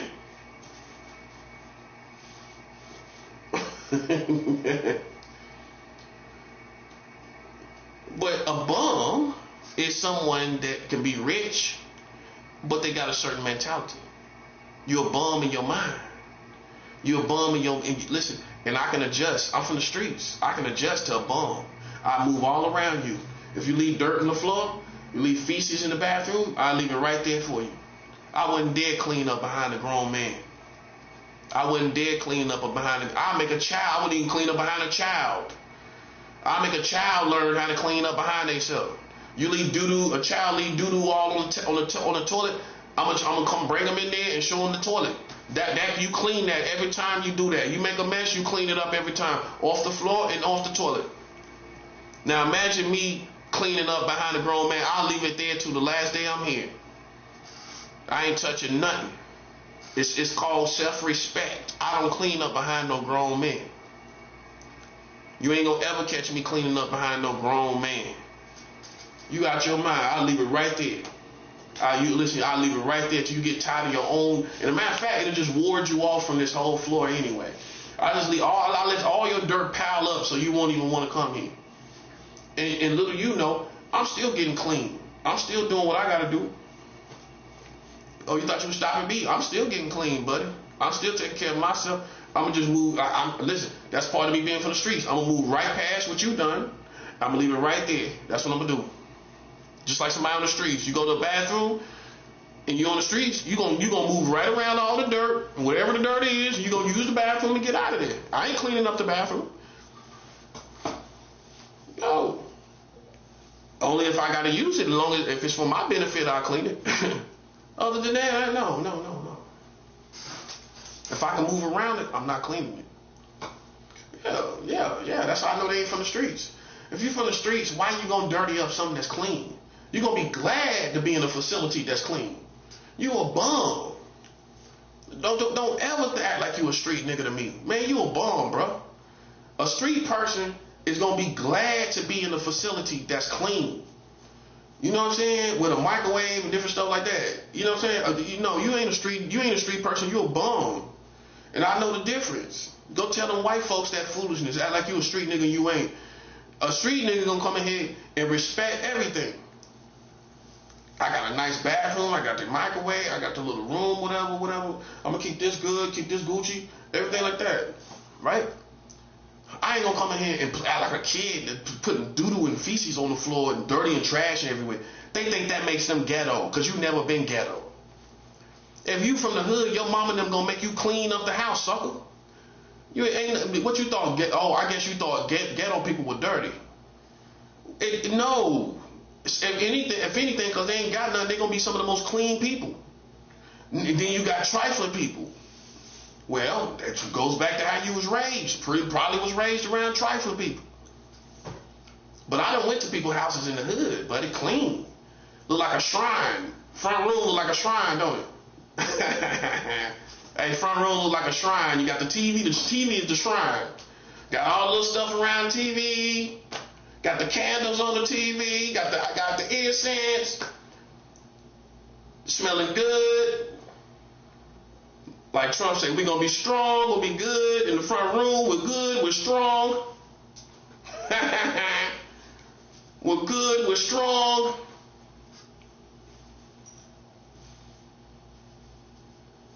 You go to a hood, you go to somebody's house in the hood, the whole front room look like a shrine, right or wrong. You got the pictures, you got everything, you got the pictures all around the TV. Got the pictures, you got the candles, you got the incense, you got everything. Carpet smell good, furniture good, everything. Got a little table, got little pictures on the table. That's the whole shrine. Got the table. Hey, that's how I look in the hood, don't it? You go to somebody's house, they got the whole living room set up right. Everybody got a place to sit. They already know where to sit and everything. Y'all sit over here. You can sit over here. Nah, we're gonna be smoking over here. Come over here. You can sit over here. Just like that, right? Nah, you don't gotta sit over there. Come over here, cause we're gonna be smoking together. Y'all won't have to reach the blunt way over there. No, I'm talking about street people. I ain't talking about what I do. Nah, cause you're gonna be smoking the blunt way over there. Come over here. Come on over here. They got the long sofa. Everybody gonna smoke blunt over there, right? Man, come on, man. I know what I'm talking about, man. Everybody from the hood. They living room is like a shrine because that's where everybody got to come to. They ain't gonna come in the kitchen. I mean, they might not come in the kitchen. They might not come in the room. They might got to go to the bathroom. Bathroom gonna be like a shrine. Gonna be smelling good. Gonna be strong. We're gonna be feeling good. We're gonna be feeling strong. In the bathroom, we're gonna be feeling strong. You go in the bathroom. They got the little tape, the little towels and everything set up. You can't use that. That's just for decorations. That's how you know you're from the hood. Them towels for decoration. Don't wipe your hands with that. Paper towels, the paper towels. I got a roll of paper towels on the toilet. Use that to dry your hands, and don't throw it away. It's a little can right there. Don't put it in the toilet. You got to talk to the retarded people in the house, don't you? That's when retarded people come in your house and smoke. Don't throw it away. Don't wipe your hands with that. Anybody know it's so pretty? You go, I ain't gonna wipe my hands on that. Retarded person wiping their hands on that. Yeah, that look good. Retarded person, yeah, that look good. He wiping his hands on the big dry decoration towels. Yeah, that look good. He said, yeah, that look good, don't it?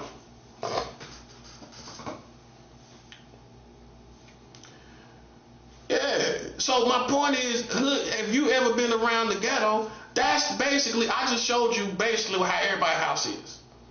It's the living room is good. The rooms might not be good, but the living room is good and the bathroom is good. And you can't bring nobody over that house if you with your mom and them if that bathroom ain't clean. On the holidays, y'all gotta clean that bathroom. Make sure they clean that bathroom before everybody come over here. Yeah, get in that bathroom. Y'all messed up that bathroom the other day. Ashes everywhere, cigarette. I seen ashes and cigarette. Clean that bathroom before everybody start coming. They come over here at 3. Come on now, y'all don't get me mad. Y'all clean that bathroom. It's a joint effort. It's a joint effort. It's a family affair. It's a family affair. It's a family affair. Well, listen, man, I'm from North Carolina. We got all kind of funk, man. I try to tell y'all that, man. We the strongest black people there is. You wanna know what black is? You go down south. We got all that going on. And the hood. Okay, so my point is this, man. You could be from the hood, but you ain't gotta be dirty. I already know, man. So that don't mean you like only a white boy or lame Bill Cosby kids. These suburban black people. I call them Bill Cosby kids. Because they never lived in the hood. And that's not a bad thing, though. it's not a bad thing, but when you come over here playing with God's people from the hood, it's a problem. Because you're a Bill Cosby kid, right? I call them Bill Cosby kids. You know how you got the Huxtables? They weren't from the hood. They didn't act like normal black people. I mean, they didn't. They was the Huxtables. I call them Bill Cosby kids. No, you know what I'm talking about. Come on, man. These Freemason people, these Freemason black people, these police black people, them Bill Cosby kids. You know what type of black people I'm talking about, man. Come on, man. You know what I'm talking about. They be hanging around the cops in the summertime. Them little kids that be talking to the cops in the summertime. Hey, they was the little kids playing basketball around the cops. Them kind of kids. Them kind of kids that went to the after school programs. That was them. You ain't never go to no after school program. You kind of got mad. You ain't know. Listen, it was good for you that you didn't go. It was good for you that you didn't go. I want to go to the after school program, but then again, I might feel like I'm still at school. That's what I'm thinking. Well, I want to feel like I'm still at school in the after school program. No, I probably feel like I'm still at school. Well, yeah. So for anybody that think being gutter and down with the streets is being dirty, that's a Bill Cosby kid or a white boy. That's all day.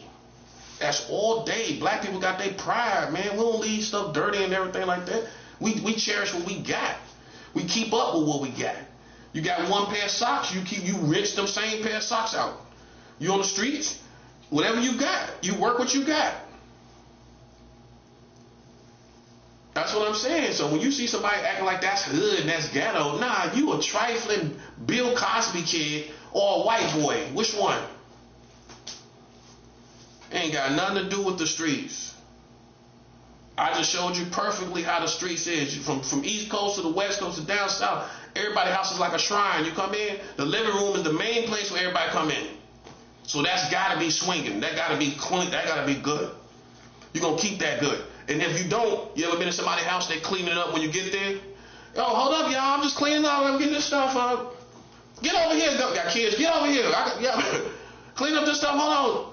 And they doing like these little secret missions. They going over here. They back here in the back. Well, hold on, y'all. I'll be back. You don't really know the house, so they got like these little secret missions. They go over here, like over there. You don't really know. I'm serious, man. Like, yo. I don't know where these people come from that think they from the hood and they dirty. Like, they raised by wolves or something. That ain't black people. That's not black people. Black people take pride in where they live at no matter where it's at. The stereotype is, I guess, because you think it's poverty. That's what I'm saying. That's a white boy. Or Bill Cosby. Bill Cosby kids. Why? Because we from the hood, we dirty? Or we relate to that? No, I don't relate to that. Cause man, listen, man, you gonna be around your whole family. First of all, you're gonna be around other people in your family that ain't from the hood. You're gonna see more life than just the hood. And even if you living in the hood, you're gonna take the other parts of the other things that you seen how other black people live. You're gonna be like, I wanna live like that. You know what I'm saying? I'm gonna live like this. Like I got some stuff from my grandmother. My grandmother in her house, that part. Now think about your grandmother. You come to her house, you spend time with her. Man, my grandmother, her house stayed immaculate. Immaculate with a K on the end. Immaculate. Her house stayed immaculate, man. You listen. You know how we from the hood. You gotta use one hand towel, right? And the hand towel get hard, and you put it up on the shower rack. You put it up on the shower rack, on the curtain shower curtain, and you got it right up there, or you got it on the rack. You got the same towel. Man, my grandmother, she had a whole stack, a whole closet in the. This was the only bathroom I seen in my life that had a closet in the bathroom. It had a little narrow closet. It was like a cupboard. It was like a cupboard, right? I'm serious. It had a whole bunch of dry towels and hand towels. Every time you use the bathroom, you use a fresh towel. Every time. I go back home, I got to use the same towel. I'm from the hood. My grandmother's house, you got a fresh hand towel, the little towels, every time you take a shower. You got a new dry towel every time. Can you imagine that? You couldn't get that at the house. At your mom's house, you use a dry towel to take the dry off towel. You got one. You use a fresh one every time. No, you ain't even gonna justify that. Well, I can use this one again. I'll just go ahead and use it again. You so traumatized. I'll just go ahead and use it again.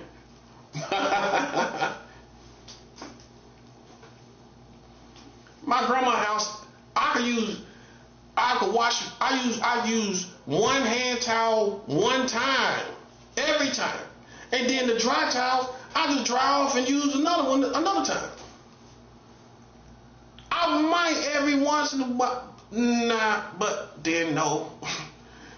That's how it was. She had a whole closet full of towels. And think about it. Why we don't do this as black people? No, let's keep it 100. We don't buy a whole bunch of towels. No, we don't. No, we don't. You could go to a dollar store and buy 30 towels with $30 just for the whole year. Just get it out the way. Yeah, I'm gonna just buy a stack. Oh, you got a lot of towels. Yeah, that's for the year. New year, every year. You don't use the same towels every year. No, go get you some new towels. That part, buddy. You've been having sex with all these women and all these people. Go get you some new towels. Go get you some new towels. You can go to the dollar store and use $30. $30. $20. You can use $20. You can get them towels is what, like $2 a piece, a hand towel? And so let's just estimate, right? Over time, you're gonna have how many towels you're gonna have? We don't do it because we don't prioritize it. We don't prioritize that. We could do it, but we don't. I went to my grandmother's house. She went out her way to get the towels. Obviously, she went out her way to get the towels. She went out her way to get the towels. She had dry towels, a whole bunch of them. And then she had hand towels, a whole bunch of hand towels. And I learned from her. And the sheets on the bed, they never stayed on the bed over a whole week. No, I'm serious, bro. I'm serious. But I didn't feel like I was going crazy, right? Not, you know what I mean? Because I tell you that you might think it was like really strict. But I could smoke weed. I could bring a girl to my grandmother's house. So she was cool. Yeah. My grandma let me have sex in the house. When I was, yeah. I asked my grandmother, can my girlfriend come over here? She's like, yeah. I'm like, oh. Man, I brought my girl in, everything, you know what I mean? She was taller than me. She was like dark-skinned chocolate. Me and dark-skinned girls always been good. You know what I'm saying? She was like tall, dark-skinned, thin body. Nice. Her brother wanted me to talk to her. He wanted me to talk to her. You ever had a friend like that? That's probably one of my best friends. He's like, yeah, I want you to talk to my sister. Really? I'm like, okay. But me and her wind up working together. That's what happened. And then that's what made me solid. You know what I'm saying? She seen I was working. You know what I'm saying? It was, we on the same level of life. You know what I'm saying?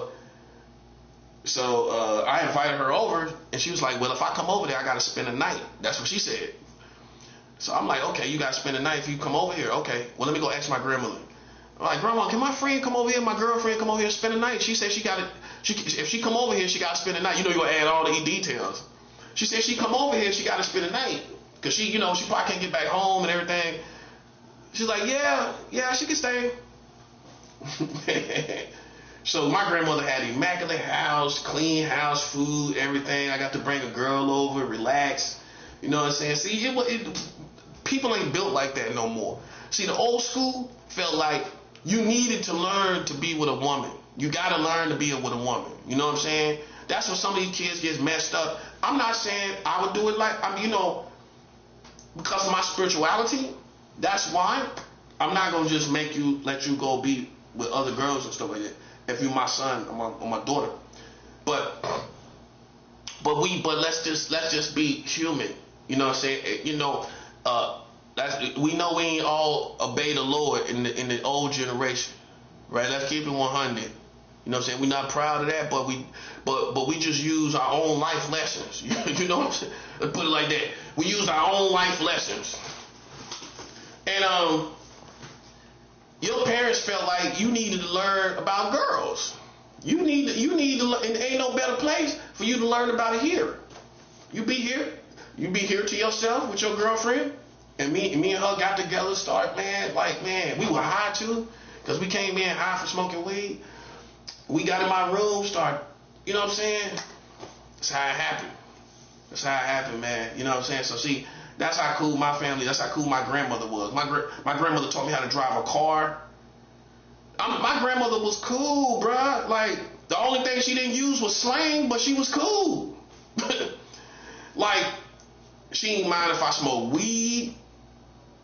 You know, that was the hardest thing to kind of slowly but surely get into the family. You know what I'm saying? I was secretly smoking. You know how it is when you first start out. You know, I was secretly smoking as a little kid. You know, I was smoking weed. Nobody ain't know. But you always thinking one day somebody gonna find out. But then it's not that bad. It's not that bad when they find out. When your family actually find out you smoking weed, it didn't really go that bad, did it? It didn't go that bad for me. My grandmother just say, "Oh yeah, they smoking that grass." My grandma call it grass. Yeah, they smoking that grass. Smoking that grass. My grandma call it grass. She said, "They smoking that grass." Yeah, y'all been smoking that grass.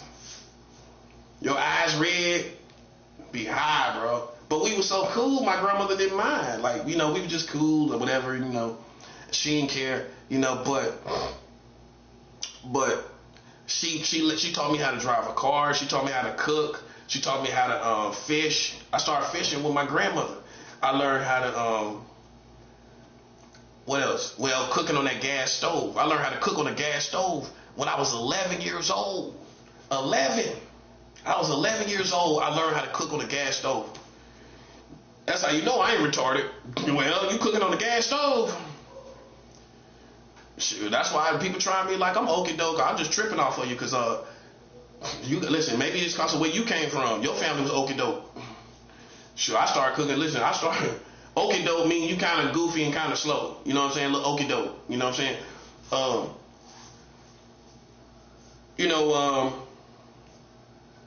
I started cooking on the gas stove. You gotta make that thing click, click, click, click, boom. Then you pull that eye down. We call it an eye. You pull it down. Yeah, I was like 11 years old cooking on, make that thing tick, tick, tick, tick, tick. Poof. Then you pull it down when you want it. That's it. Turn it off. Make sure. See, a kid that grow up cooking on the gas stove gonna be very alert. You know what I'm saying? I knew I had to turn that gas all the way off. I had to turn it. You got to turn. You can't have no dumb kids on no gas stove, cause they might do stuff on their own. You know what I'm saying? And then if they don't turn that cold stove off, boom, it's over. Can't come back from that, buddy. Can't come back from that. So you know, I've been alert since I've been like 11 years old. I started cooking and learning how to cook. Then I started driving a car. When I was like 14, I ain't had no license. My grandmother let me drive and everything. Then I got older and my grandmother let a girl come in the house. So I was having sex, messing around a girl in the house, and my grandmother let it happen. You know what I'm saying? So that's why I'm saying, like, for me, that's how I grew. That's how I grew up. My grandmother was from South Carolina. South Carolina and North Carolina is not the same thing. So I grew up raised by North Carolina and South Carolina. You can't find too many people that can say that.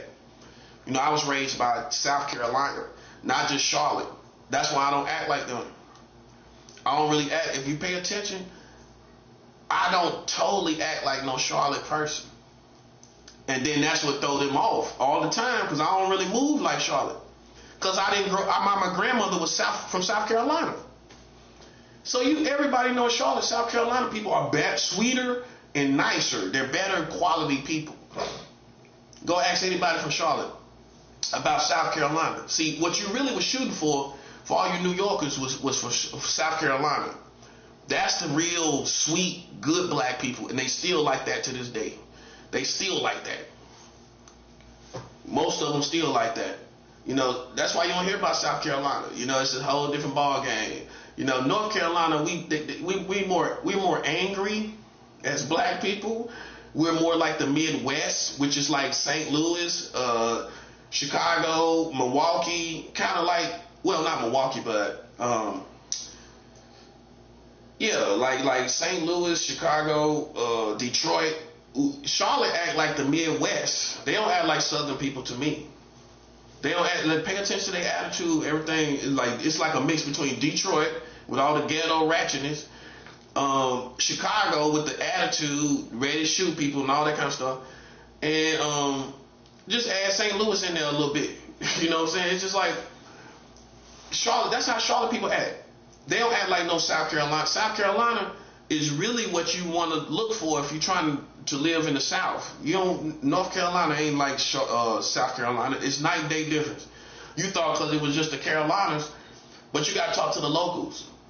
North Carolina and South Carolina is two different animals. They totally different.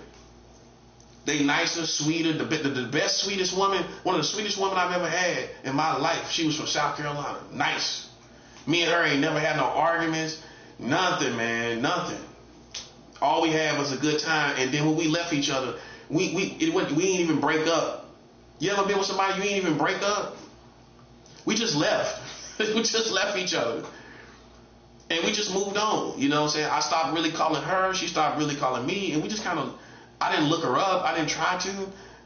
Because I was raised by somebody, my grandmother was from South Carolina. And I used to go to South Carolina as a kid. So I used to go down there to South Carolina. So my aunt was from South Carolina down there. And so that's why I don't act like Charlotte. And Charlotte probably think, oh, something wrong with him. No, I'm just not. If you knew I wasn't from South Charlotte, my family ain't from Charlotte. My grandmother is from South Carolina. Right? My mom is not born in Charlotte. That's my dad's side, South Carolina.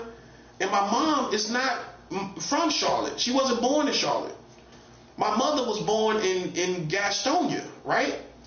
So my dad's side was from South Carolina and my mom's side was from Gastonia. Now you see what I'm saying? But crazy, right? Like, because I'm raised in Charlotte. But I had energy from different places. And that's why, so that was the beautiful thing. That's why I never really act like them, like Charlotte. Because the vibration was different. And some people might have took that as something different about me. It was something different. My family's from South Carolina. My mom wasn't even from Charlotte. She was raised, but she wasn't born. So meaning her mother and her grandmother was from Gastonia somewhere else. So she was raised from people that was not from Charlotte. My dad was raised from people that was not from Charlotte. So you see what I'm saying? Put that together. My parents was not raised from people that was from Charlotte. So, you know, that's why I'm different. That's why I'm Southern, but I'm very Southern, like South Carolina. You know, so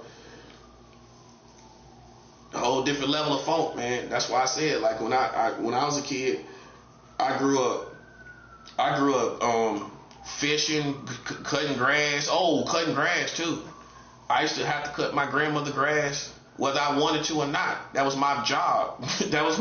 You had jobs, right? Yeah, that's when you know you're raised by a Southern person. You got jobs, chores, jobs. I had to cut the front yard and the backyard. How about that, buddy? Before I can go out on the weekend, when I was a teenager, before I can go out on the weekend, I had to cut the backyard and the front yard. I had to cut the whole front yard and backyard.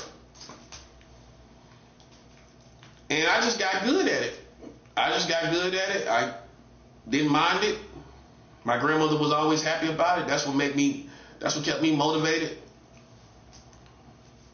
Yeah. Man, you have to get out there and cut that backyard and that front yard before you even go somewhere. Be mad. Sometimes I be mad because not mad at my grandmother, but my dad would make me. He the one to make me cut that grass. My dad made me cut that grass, man. Man, I gotta cut this grass before I go out. You gotta cut that grass, backyard and front yard. Not, oh, I get to cut the backyard, somebody help me. I was the only kid over there, really. So I didn't have no brothers really to help me cut the grass. It was only me. I had to cut the backyard and the front yard. The whole house. I had to cut the whole yard. It was me. I was the one cutting the grass. So then, you know, some kids in New York, you ain't gonna grow up cutting no grass. You don't know nothing about that. That's one of the best first chores to give a kid to learn, to teach them how to work. Cutting grass. You get out there by yourself, get to thinking by yourself, get to feel how it feel, working by yourself. You know what I'm saying? That's the first job, good job to do. Good job that's why my family did it. You learn the work ethic. You learn to work. You learn to sweat a little bit. You know what I'm saying? Before you get out there and start working. So I don't need to learn the work ethic. I know a work ethic. I learned how to cook, cut grass, drive cars. Yeah, my grandmother. That's why you can tell she went from North Carolina. She went from the big city. She taught me how to drive a car. That's country. Because most grandmothers can say, oh, well, I don't want him driving no car. My grandmother taught me, because their mindset is, this is what's going to make you a man. This is how you're going to grow up. You're going to have to get out there and do it. So I started driving the car when I was 14. Well, yeah.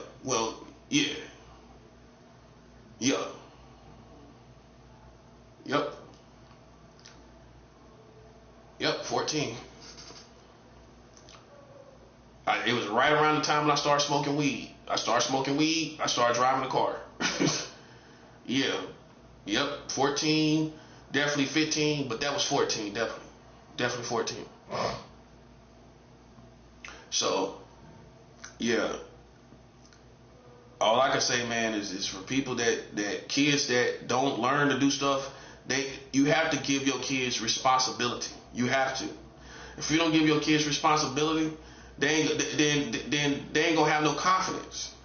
You got to create confidence in your kids by giving them responsibility. A lot of people treat their kids like babies, like they can't do nothing. You know what I'm saying? Like, they ain't gonna never be able to do it if they don't know how. If you don't give them a chance to, if you don't give them no responsibility. So, man, I am so grateful for my grandmother, because she gave me responsibility as a kid. That's how it's supposed to be. And then you learn as you go. You learn, you get better, you just like anything else. And then now you're doing stuff. You know what I'm saying? But if you just doubt the kids and you don't give them no, he can't do this. He'll tear it all up. No, they'll tear it up. That's just how black families are. They can't do that. No, they'll mess everything up. No. That's the dad right there. No, they'll mess everything up. How you think I know? I come from a black family. No, they'll mess everything up. No. No.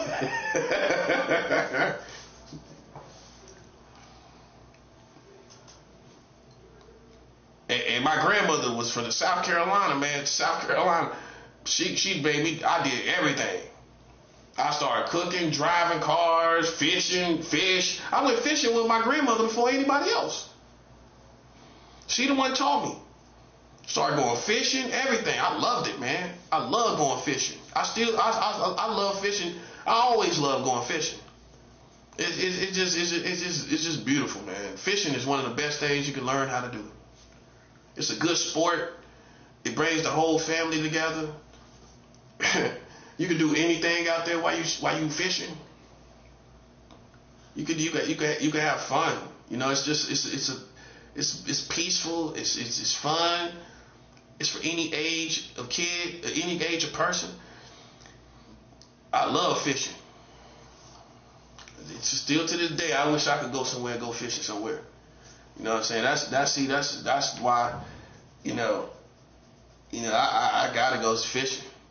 You know what I'm saying? I got to get back out to fish because I know I will be better than ever before now that I'm older. Like, I know I'll be way better than I used to be. I'll be way better now. You know, but you got to give your kids responsibility. Are you going to cripple them? Some people cripple their kids because you don't give them nothing to do. You don't give them nothing to do. Play video games and stuff, and all they do is wind up being weird and smart. Weird and smart, that's it. You know what I'm saying? Just standing there looking at you. You gotta give them something to do. You know what I'm saying? Up here in New York, they can't cut grass. They can't do that kind of stuff. You know, you teach your kids to go out there, sweep the sidewalk. Raise kids that everybody respect. They see your kids out there sweeping the sidewalk. Other kids might mock it, but when they get older, I guarantee they'll love you to death for doing that. Because it installs a work ethic. It teaches them. It shows. It brings you up in your. It makes you a quality person. You take that cleanliness everywhere you go. A woman can't never say, "I was real dirty. I was a dirty person." A person can't really ever say that about me.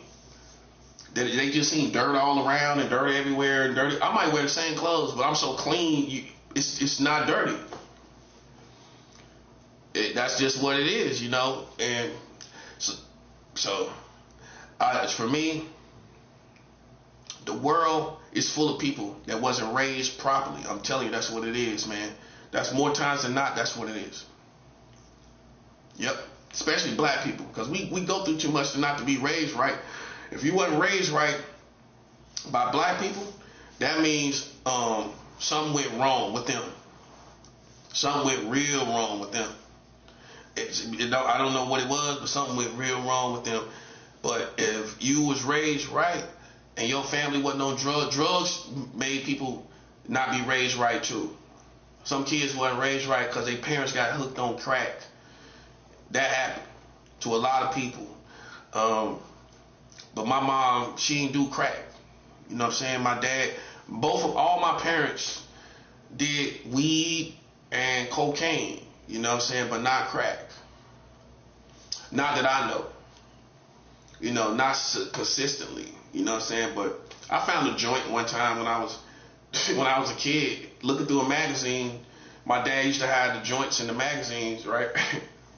So one time I was looking through a magazine and I found a joint. It was a nice fat joint. I was like, wow. I was a little kid though, like, oh, look at this, man. My cousin knew what it was. Oh, that's a joint, man. He probably stole it. He probably took it. My cousin probably, let me get that. I probably just gave it to him. Oh, here you go. You know what I'm saying? But I remember that, yeah. As a kid, I found a joint in a magazine. You know what I'm saying? Like, but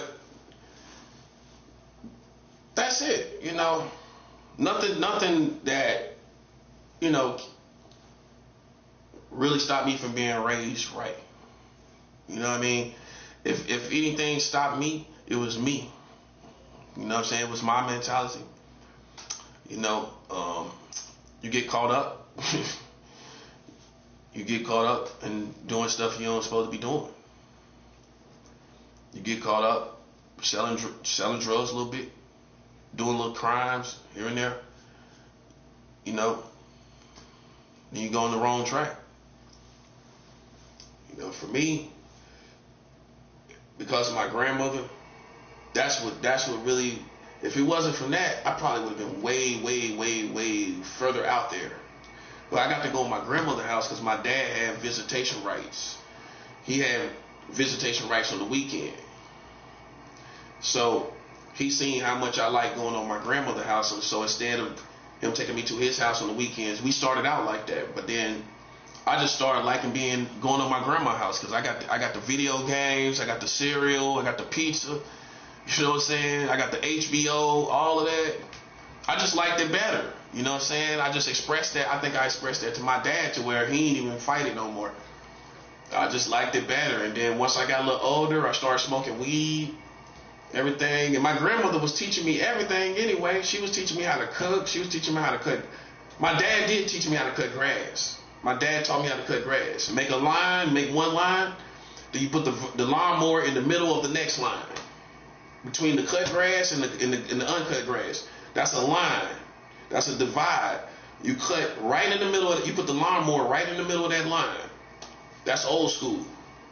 You start a line and then you keep cutting in the middle of the uncut line. In the middle of the uncut grass with the cut grass. That's a line, and you put your lawnmower in the middle of that line. And that's it. That's how once my dad taught me that, I got up under my dad and I learned how to cut grass. That was it. He definitely taught me that. You know what I'm saying? And I cut good. I cut good grass. I cut grass good.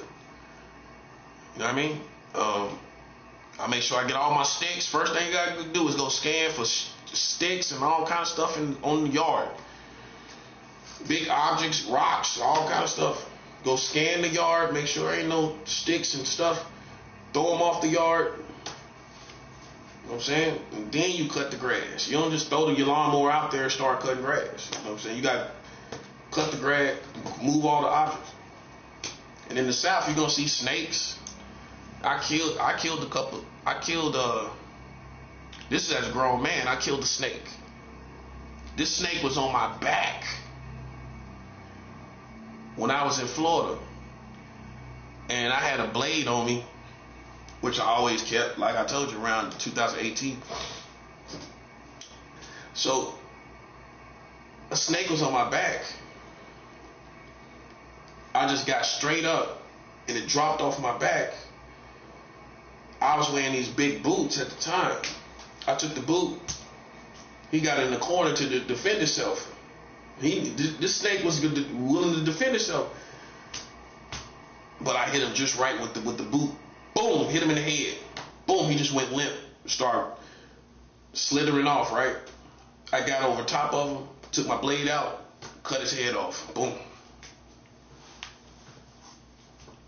So I can actually say I killed a snake. You know what I'm saying? It's been a couple at a family reunion one time. There was a snake under this board. You know how you be going to them southern family reunions where the woods at. Then another time it was at a creek. I was throwing big old stones at a snake. See, we ain't scared of none of that stuff in the South. You see everything. Animals. I'd have ate possum. I'd have ate raccoon. I'd have ate shark. I ate shark before.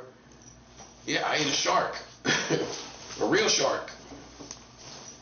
I'd have ate shark. I ate raccoon.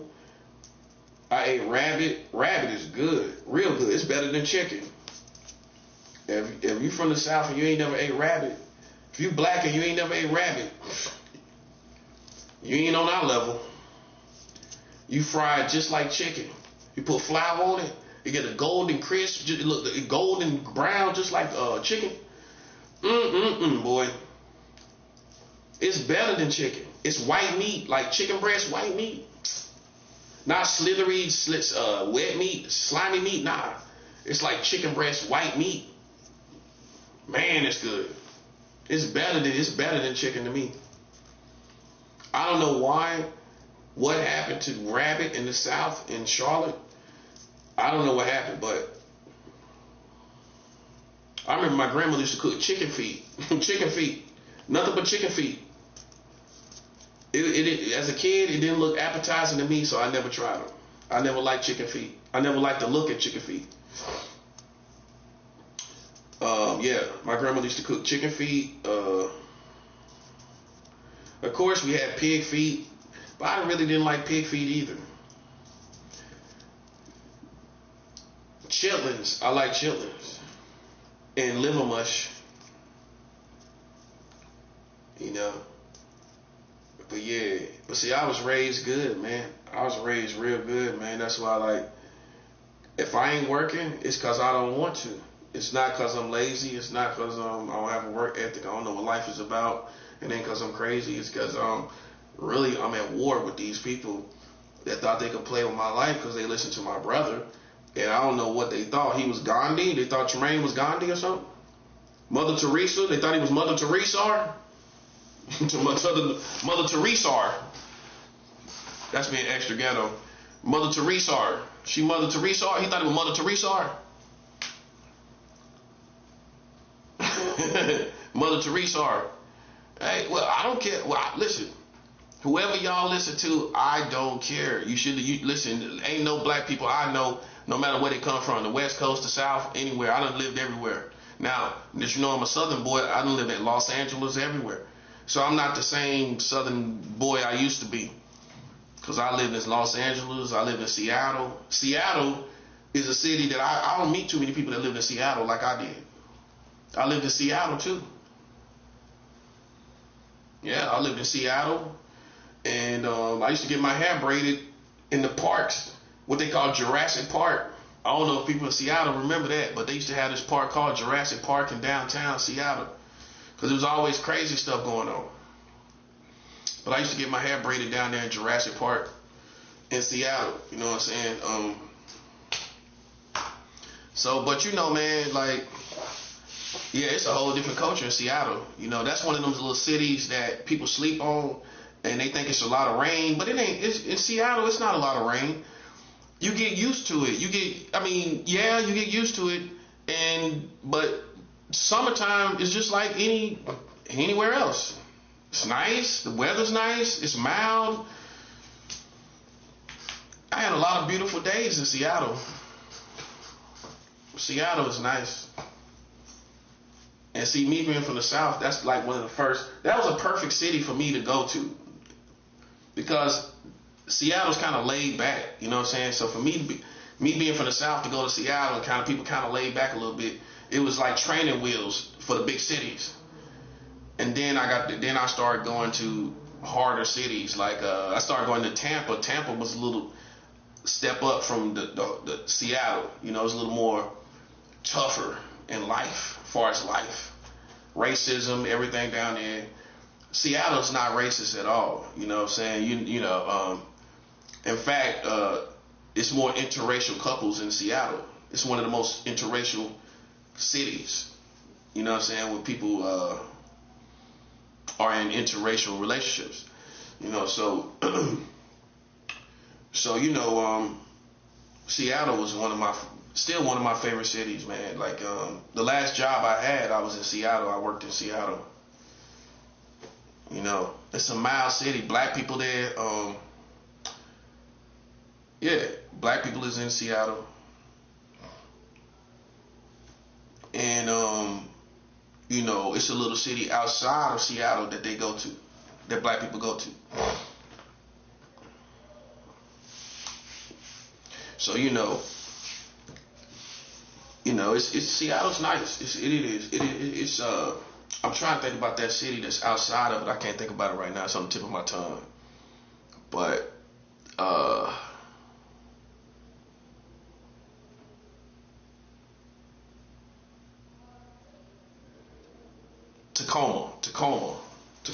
Tacoma, Washington. Tacoma is right outside of Seattle. That's where the black people at. So if you do go to Seattle, I'm not saying go to the hood. But if you go to Seattle and you wanna, maybe let's just see, eat good. You wanna eat some good food, find some spots. You know what I'm saying? I'm being 100 with you. You know what I'm saying? You wanna see get some food where some people can burn. I would say, of course, go to Tacoma, Tacoma,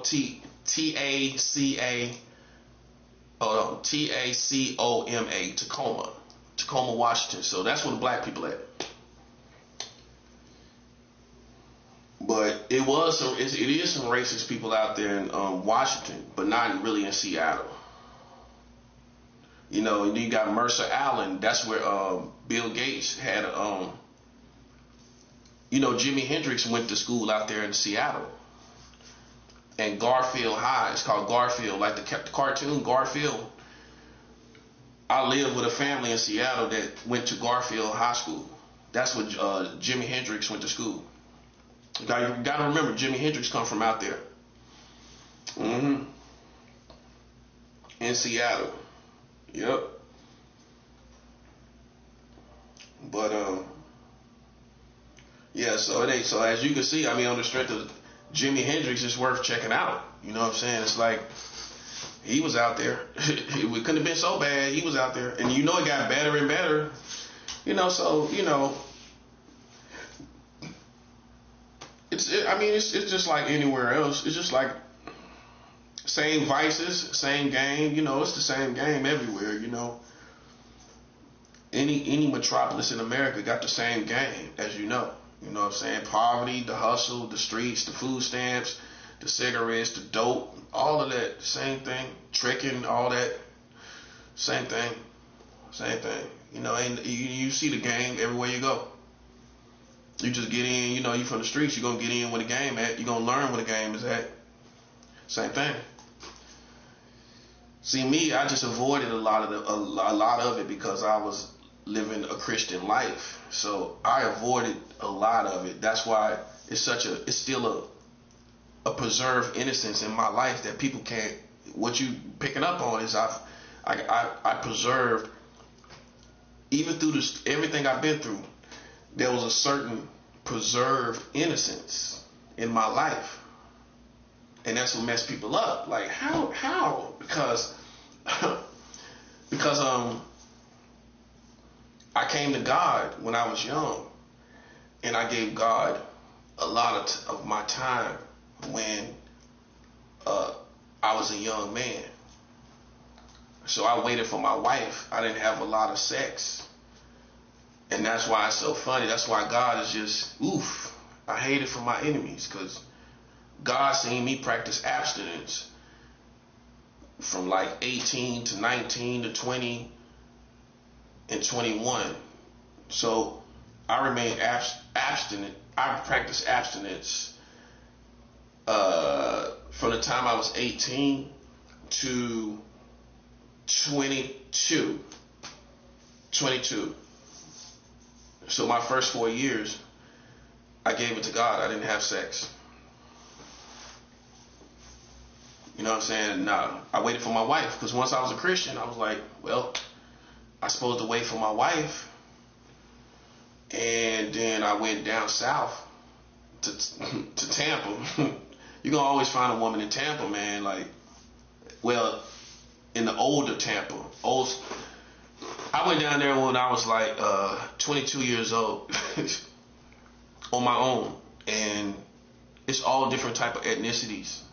Any kind of woman, because see, that's Florida. So you got island women down there. You got Jamaican, Haitian, Dominican, Puerto Rican, Cuban, all of that. Everything I just said. Black women, white women, all in Tampa.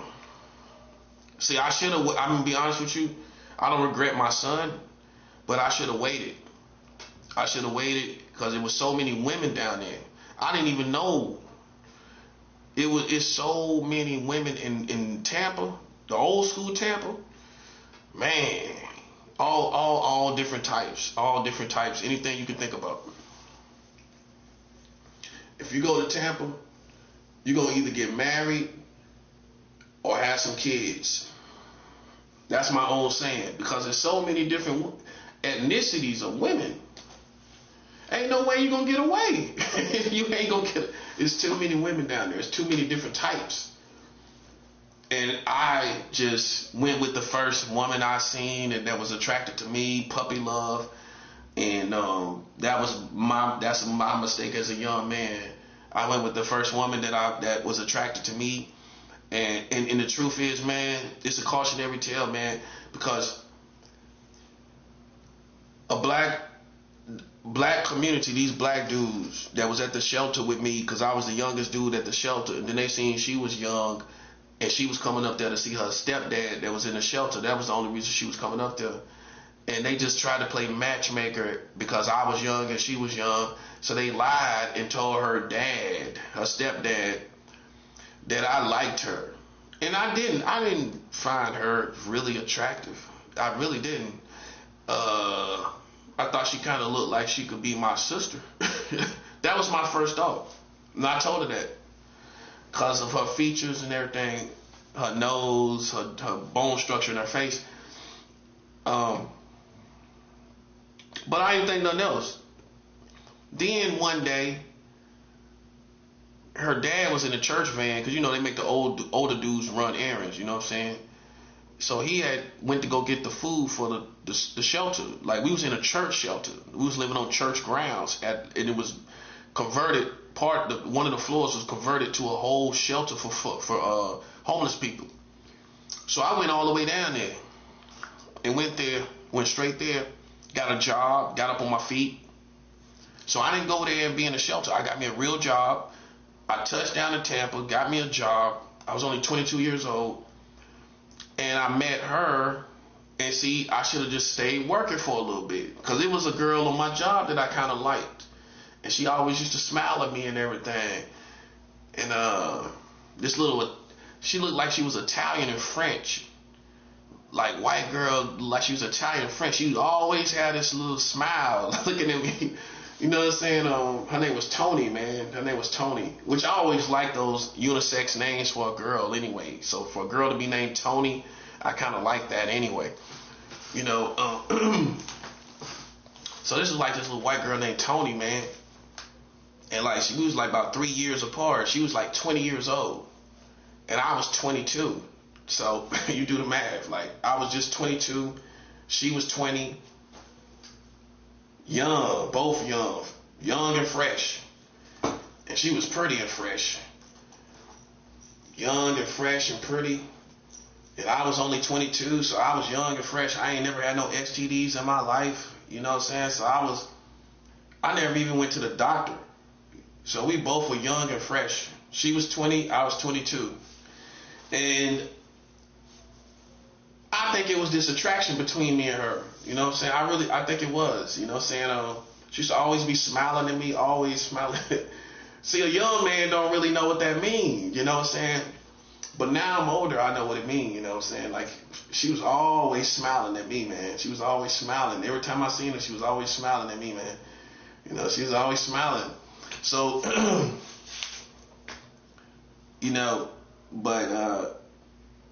that's around that time when me and her was working together, me and Tony. That's probably what would have happened. It was probably been me and her. Probably people were probably already saying it anyway. You know what I'm saying? You know how people are, man. But I had met her dad was staying at the shelter. My ex-wife, her dad was staying at the shelter, and they lied. The dudes at the shelter lied and said I wanted to holler at his daughter. So he was in the church van one day, and I was standing outside, and I think they sent me out there to help. So he was like, yeah, I heard you want to talk to my daughter. And that was a lie. That was a lie. That was a bald-faced lie. So I'm like 22 years old, and I'm like almost intimidated by somebody saying something that wasn't true. I'm like, before I could even say something or defend myself, he was like, mind you, I haven't had sex with no woman since I've been a Christian. So that's like 19, 20, 21, 22, 4 years. This is abstinence for 4 years. I haven't had sex with no. Now, don't get me wrong. I was wanted to be with a woman. Had strong, high libido, all that stuff. But I didn't get in no relationships for 4 years. Then I met my wife, and her stepdad gave me her number. I talked to her on his phone, right? I talked to her on his phone, and then we started dating after that. So, but then I dumped her, and the dudes on my job that I was working on on my job in Tampa, 2 black dudes once again. Man, you shouldn't leave that girl alone for the holidays. It's the holidays. My lesson I learned: do not listen to don't listen to the homies, man. Don't listen to these dudes that trying to play matchmaker, because they just vicariously having sex with girls through you. Like, they just almost like, oh, hit that, yeah, hit that. Like almost like they having sex with her through you. Like, they ain't letting nothing get past them through you. Know what I mean? And I learned my lesson. Don't listen to the homies. These were good dudes that meant well. Most of them, their heart was in the right place, but that'll get you too with people playing matchmaker. You'll be surprised at how many people got kids by a woman that the homies made. You know, they played matchmaker, and you wind up having kids by this person. And they think it's cute to hook up people, and it's a life full of pain. It's a life full of pain, man. You know what I'm saying? You don't let nobody. If I could advise anybody that's young, don't let no homies hook you up with nobody. No. Even though them your homies ain't got nothing to do with this girl. You know what I'm saying? Your homies ain't got nothing to do with who this person is. Unless that's their sister. And even then, they can't make us your sister. They sister act right.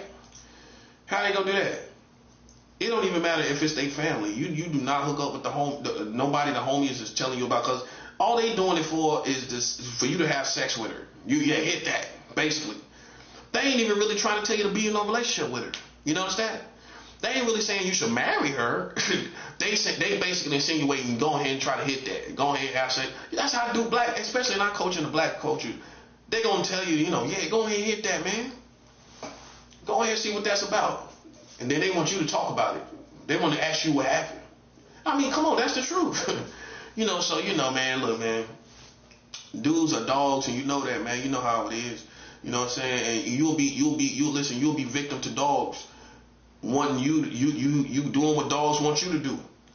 And you being a dog yourself, having sex with these girls, hooking up with these females, just random situations. And you need the right woman. You know what I'm saying? You can't just be with any kind of woman. So that's my story. I wind up hooking up with some dude. It was that simple, man. Me being a prophet, I should have waited for a long time with my music. I should have focused more on my music. And because I was a young musician, I couldn't give my wife all my undivided attention. A lot of days I didn't, because I was making music. I made music so many days, and I don't know what she was doing, but she was left to her own devices herself. Like Prince, I spent a lot of time in my music, making beats. I used to make a lot of beats. That's what separated me from a lot of rappers. I made a lot of beats, a lot of different melodies and different sounds and beats and stuff. So I'm more of a beat maker. I mean, if you base it on the capacity of the music, the things I created more beats than songs and lyrics. I made a lot of beats, a lot of different types of beats. I fell in love with that more because I feel like it takes more skills to make a beat than to write a song. You can freestyle, you can flow and make a nice rap. Even singing, you can kind of improvise and make a nice little singing song and R&B song or something. But making beats is just like, it's more of a science that you got more control over. You get more respect for it, because you can freestyle and have a good fluke, and then you can't do it again. You can't flow and make the same. You might can flow on the same beat, but you ain't gonna flow the same. You ain't gonna make the same style. The flow ain't gonna might not be the same quality. But if you make a beat, it's so super intentional. You gonna get full credit for it. It's not gonna be like, oh, you just thought about that, but you really can't reproduce that again. You can't really flow like that every time. You can't really.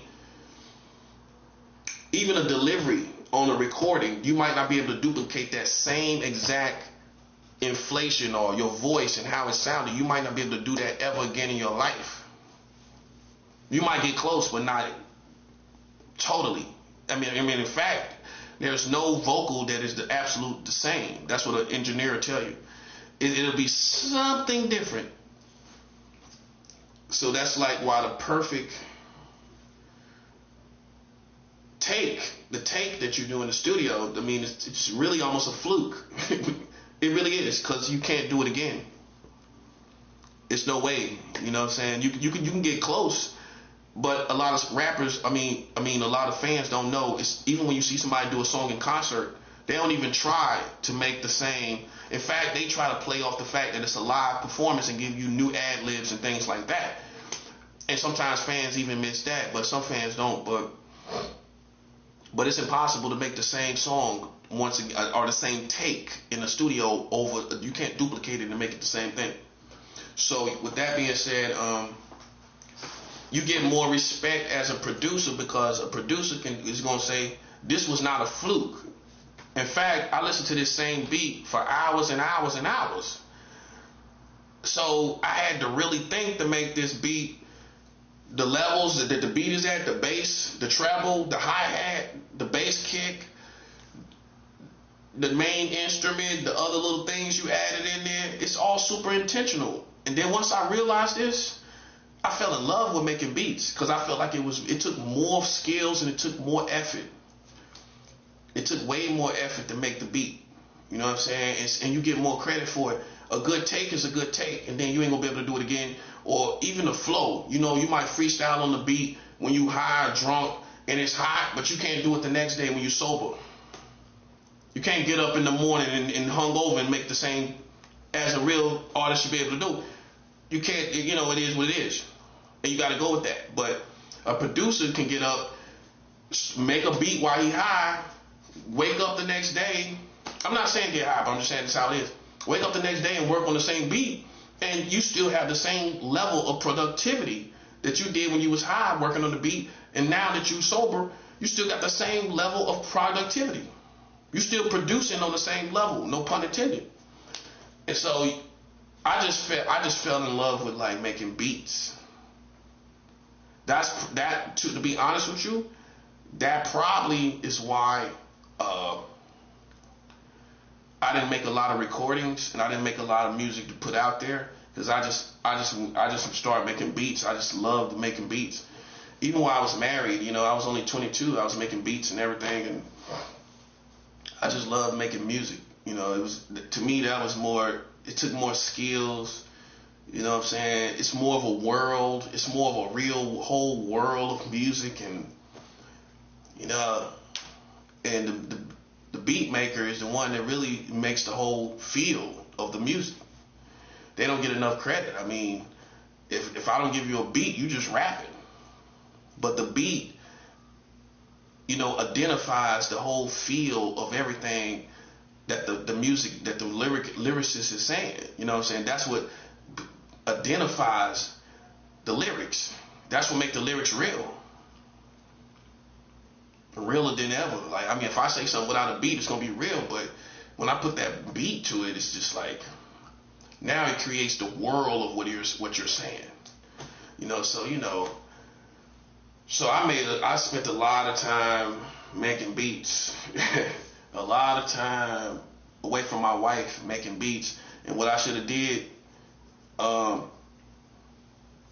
should have waited later on in my life to get married and just made my music, make my beats, and I would just have more time to be consumed in it. Because when you get married, you know you got to spend time with your wife. You got to make love. I don't have any problem with that part, but you got to make love. You got to get into this person. You got to really get into this person. And if you're a musician and you're a young musician, you don't have time to do that. You really don't. Unless she's a musician herself, then she can come into your world and y'all can share the world of music together. But if you're a musician and she's not, you're doing both of you're doing her an injustice because you're going to give more time to that music. My wife used to call my keyboard my mistress. That lets you know how she felt.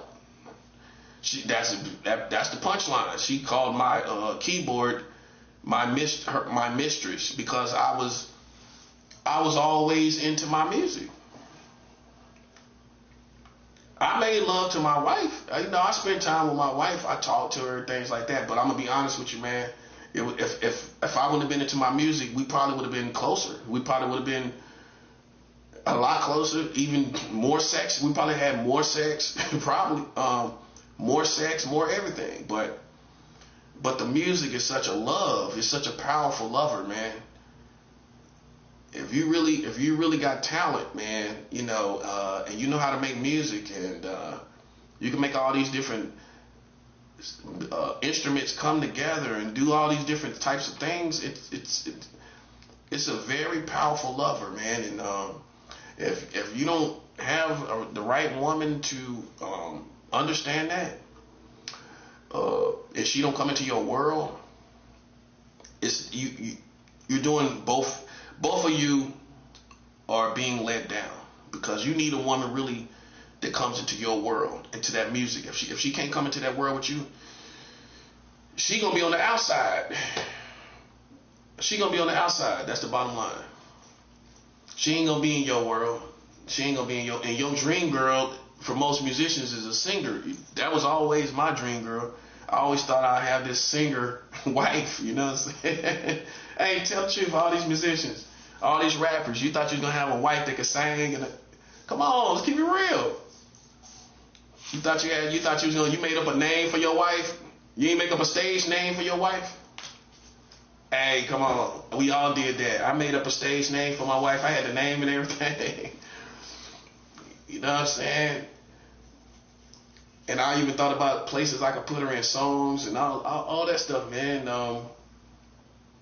And then you meet a woman that's not really none of that, and you try to make her as special as that singer that you wanted in your life, but she's not. Or I really just wanted a singer. I just wanted me a woman that could sing, and I'm just saying, like Prince, like how a Prince would think. I wanted a woman that I could just vicariously. Now that I know I'm older, I know I could articulate it better.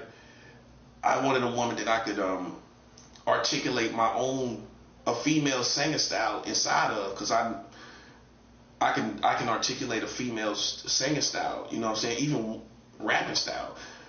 I wanted a woman that I could kind of vicariously work through musically. You know what I mean? But that's what I was looking for in my life, man. You know, and I went down there to Tampa, Florida, and I didn't know as a young man, you know what I'm saying, you can't let the first woman into your life. You can't do it. You can't let that first woman. I'm not saying just have sex, but you're going to be in a world of trouble if you usually pick the first woman that you got puppy love with, the one that you kind of got these little feelings. That woman's supposed to pass you by. I'm going to be honest with you. That's how it's supposed to go.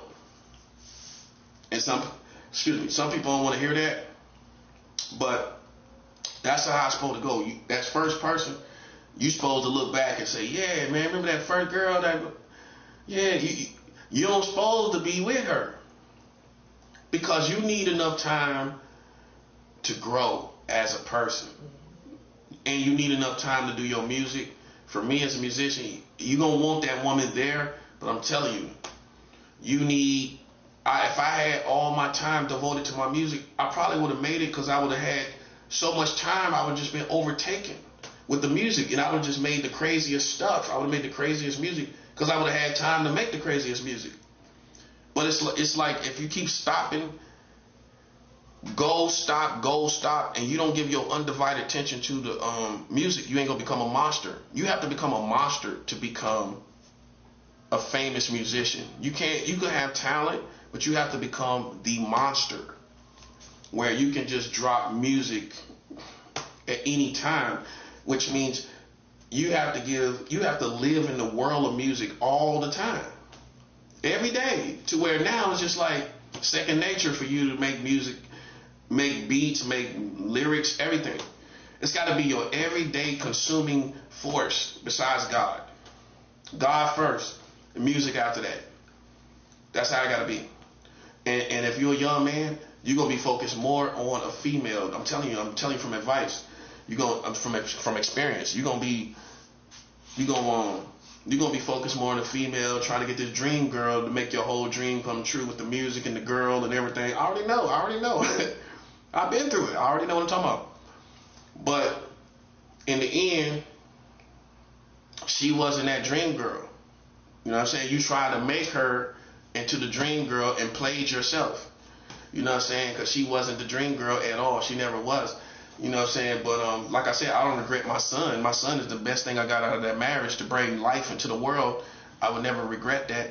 But that relationship, yeah, I do regret it. I do regret it because I could have had a more lovely woman. I could have had a woman that a more sexual wife. She wasn't that sexual or nothing.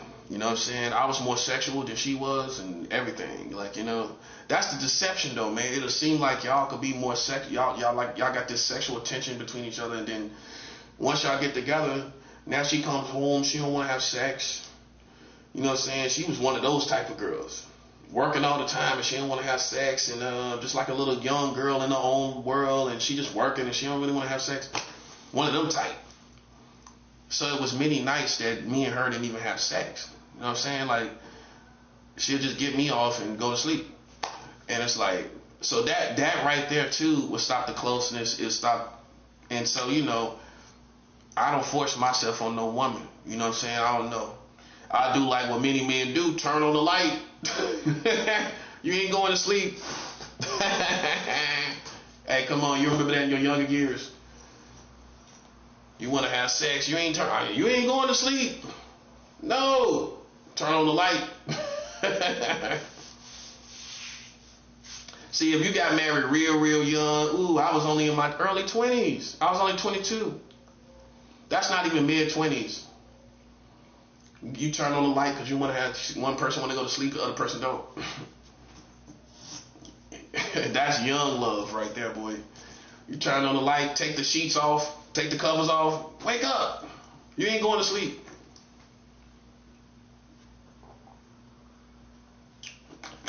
But I'm gonna tell you from an older man's experience. If you gotta make her have sex, it's over. I mean, for that act, that night, the vibe ain't right. If you gotta force her to have sex, it's over. It's like, nah, forget it. I'm not saying it's a pathetic act, but you shouldn't have to beg. You know what I'm saying? You should know. You should not, as a married man. You know what I'm saying? If you gotta keep coaching somebody arguing about having sex, because young people gonna do that. You gonna lay in the bed argue. I gotta get up. Oh, see, this is what I'm talking about, man. Y'all arguing about having sex. Young people problems. You get married young. And the truth is, now from a older man perspective, now that I'm better at everything, I'm not having sex. If we gotta argue about it, it's over. All right, it's cool. I'll see you in the morning. You know what I'm saying? Because once you do that, the vibe is off anyway. You know what I'm saying? You could do it, but it ain't like it's supposed to be. It don't supposed to be like that, where she waiting for you to get done or over it. The worst thing a woman can say, let's hurry up and get it over with. Ooh, that's the worst thing. Let's do it and get it over with. If she say that, nah, I don't want to have sex. I don't even want to do it. Come on, let's go and get it over with. Nah, that's cool. I'm cool. Because sex was not meant to be like that. It wasn't meant to be like one part of the situation want to do it and the other one don't, and then it's just like forced and you just waiting to get it over with. It don't supposed to be like that. Sex don't supposed to be like that. It's supposed to be hot and wild and an attraction so strong that y'all have sex. That's naturally how it's supposed to be. Like, you can't keep your hands off of her, she can't keep her hands off of you, and then y'all have sex. That's how it's supposed to be. If it's not like that, man, you're not experiencing sex as you're supposed to experience it. You're supposed to be, and it's hard to get a woman like that. You got to get a woman that, first of all, this is my advice I give people. Make sure your woman is taking her vitamins. And that's real. Back to these vitamins. Make sure a woman's supposed to take B12 for emotions and mood swings and stuff. B12 is the best vitamin a woman can get. Out of all the vitamins, the best vitamin is B12. Because that's the one that controls the emotions, the moods, and all that. And sometimes women turn down sex with their husband because they ain't in the mood. They ain't in a good mood. It's not even that they ain't in a sexual mood. They're not in a good mood, period. You know, And it's not because they're PMSing, they're just not in a good mood. So you got to make sure your woman is taking her vitamins, B12, and magnesium. See, my wife took some vitamins because she wanted to grow her hair out, right? So she took some vitamins, right? But a woman has to take her vitamins to feel her best, to get that libido going and everything like that, because if they don't take no vitamins, they barely eat. A woman is different. They ain't gonna feel that their juices is not flowing, and especially if you don't drink. See, some men don't know because your woman drinks, and when she drinks, it's a party, right? But if you're a Christian and your woman don't drink, and she ain't got that libido going because she ain't drinking or she ain't smoking weed. See, for men that they women smoke weed and drink, their libido is gonna be what it is. It ain't gonna really matter because she's drinking. She gonna want to have sex eventually at the end of the night. Or if she's smoking weed, she gonna want to take a little break. You know what I'm saying? Smoke and have sex. But if she don't smoke, she don't drink, and y'all Christians, where the libido how the libido gonna get going? Remind you, this is not saying this in the wrong way. She's thinking about spiritual things, so she's not thinking about sexual things. A Christian woman ain't gonna think about, they ain't think about, a lot of times they ain't gonna think too deeply about what they want to do sexually. You know what I'm saying? Like, they ain't gonna get into the whole thoughts of what I want my man to do to me, da da da. So she just gonna do it kind of like, let's just have sex, and then y'all get into foreplay. So you see what I'm saying? There's nothing that's entertaining her mind as a Christian all day. She might give thought to it. Some women will, but some women won't. That's Christian. They ain't gonna think about it directly. The sex act directly. That's why this is so needed, like in the Christian church in America, man, for people to talk about being healthy sexually, because some people are not healthy sexually, bro. No, they're not, man. Like, they look at sex as a chore, you know what I'm saying? And like I said, they're not meditating on you like what y'all did sexually earlier. Some Christian women ain't doing that because they might just don't do it. I just don't know how to describe it, but they just won't. And you should be meditating on your husband. Out in this world we live in, you should be meditating on your wife and what y'all did, and you still can be a godly man. You know what I'm saying? But some women turn that whole part off and they don't even think about it. So that's why the libido ain't going. That's why it's no libido, because she ain't thinking about it. This is a Christian woman. Think about it. And then if she meditate on spiritual things and she never meditates on sex with you, how is she gonna have a strong libido? That's what I'm trying to show you. It has to start. A libido has to be connected to the mentality, the mindset of the person. It gotta be. You can't just have, well, I mean, you could kind of have a strong libido and then you ain't think about nothing, but maybe. But that's like 50%, and then you have the other 50% of your mentality, what you think about with you and your husband and how you attracted to him. If you ain't really meditating on that kind of stuff, think about it. That's what I'm saying. It's not gonna work. You know what I'm saying? And that explained probably in my life why a lot of stuff didn't happen. Like, why I wasn't as consistent, great sex. You know what I'm saying? But but you live and you understand things from experience,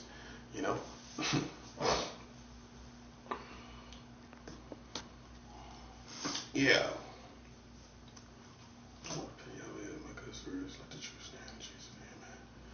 So yeah. So that's my advice. As a young man, work on your music, stay away from these females.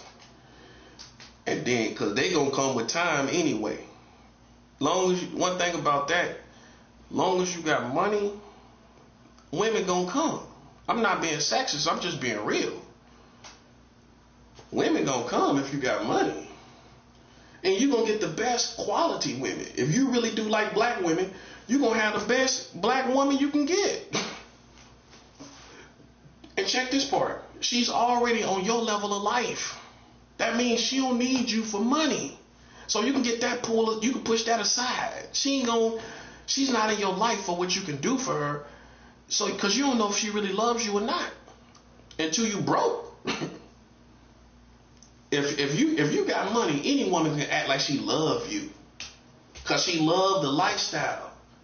Come on now, let's grow up. She loves the lifestyle that you give her. She can eat what she want to eat. She can call DoorDash when she want to call DoorDash. She can go get it. She can do whatever she want to do. She can take a trip. She can go to the room. Y'all want to go to the room in the middle of the weekend. I mean, the middle of the week like now. Y'all can go to the on the Tuesday when you dodge all these hoes and everything. You can go to the room in the middle of the week. You can do all this stuff. Okay, she love how that make her feel. She love how that make her feel. Think about it. That's why I'm saying, man. See, you might down these dudes that's out here, man, but you know, some people get an epiphany of what life is all about very young, and some people, it takes them to be old and almost 1 foot in the grave to understand what life is about. You get money and you get out the hood. That's what it's about. That's what it's about. You get money and you get out the hood. You get out of the way, away from these rest of these niggas. You get away from these niggas. Some niggas, they ain't gonna say it like I'm saying it, but basically, man, you get money to get away from niggas. That's real. Because you're going to get out of politics. That's number one. That's the best thing about it. You're going to get out of politics. You're going to be able to grow wealth. You're going to be able to get money. You're going to be able to have a nice car. And you ain't going to have to worry about nobody robbing you at the drop of a hat. It still can happen. But not at the drop of a hat. You know what I'm saying? That's just being real. We all trying to get away from niggas, man. That's true.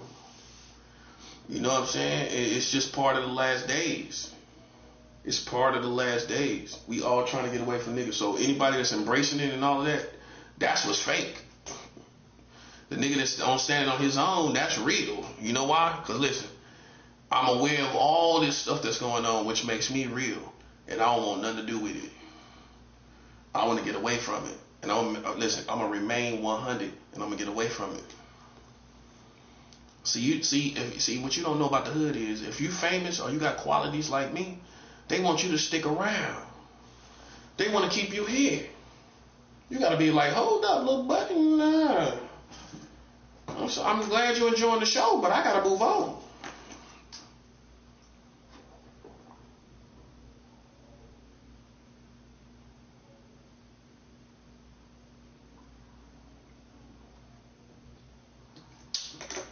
Man, look, man. It's not about being real. To the point where that's what you obsess about all your life. I ain't obsessing about being real. I'm not obsessing about that. I'm a sincere person. I'm an honest person.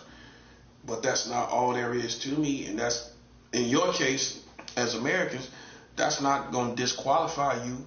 I mean, that's not going to disqualify me. I could be fake and you still going to die. Cause I'm a man of God and you wronged me.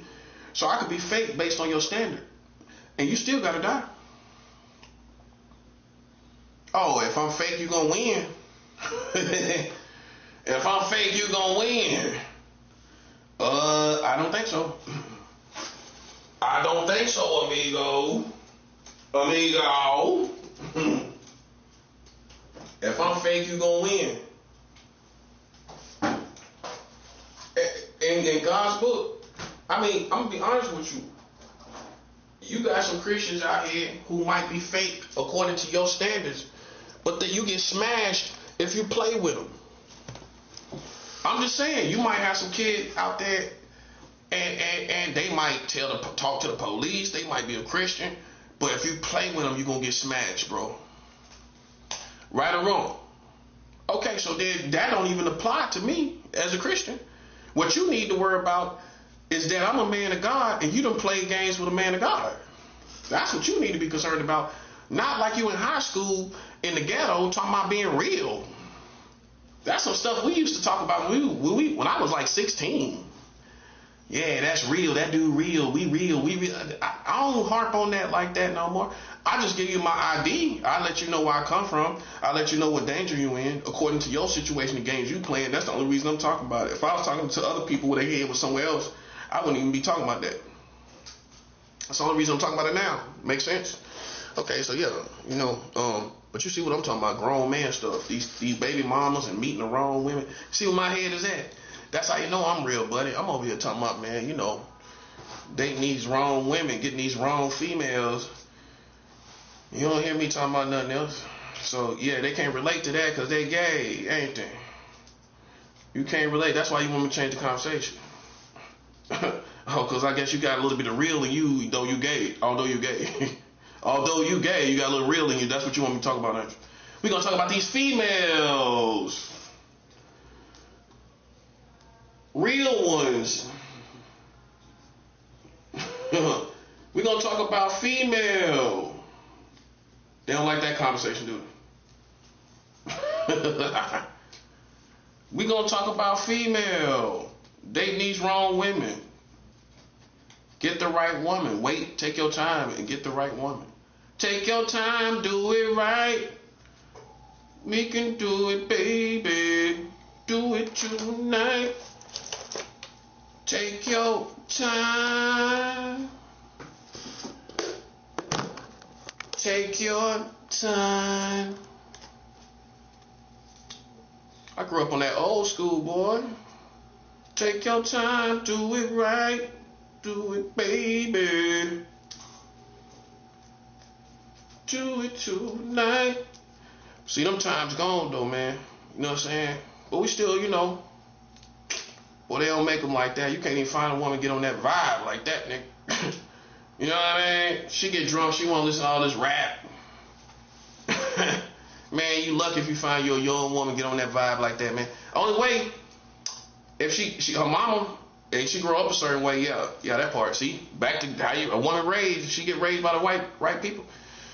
She wake up on that SOS band. She listen to that SOS band. Weekend girl, on the weekend, weekend girl.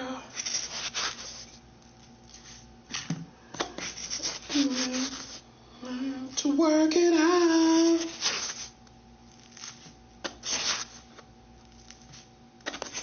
Maybe we will work it out.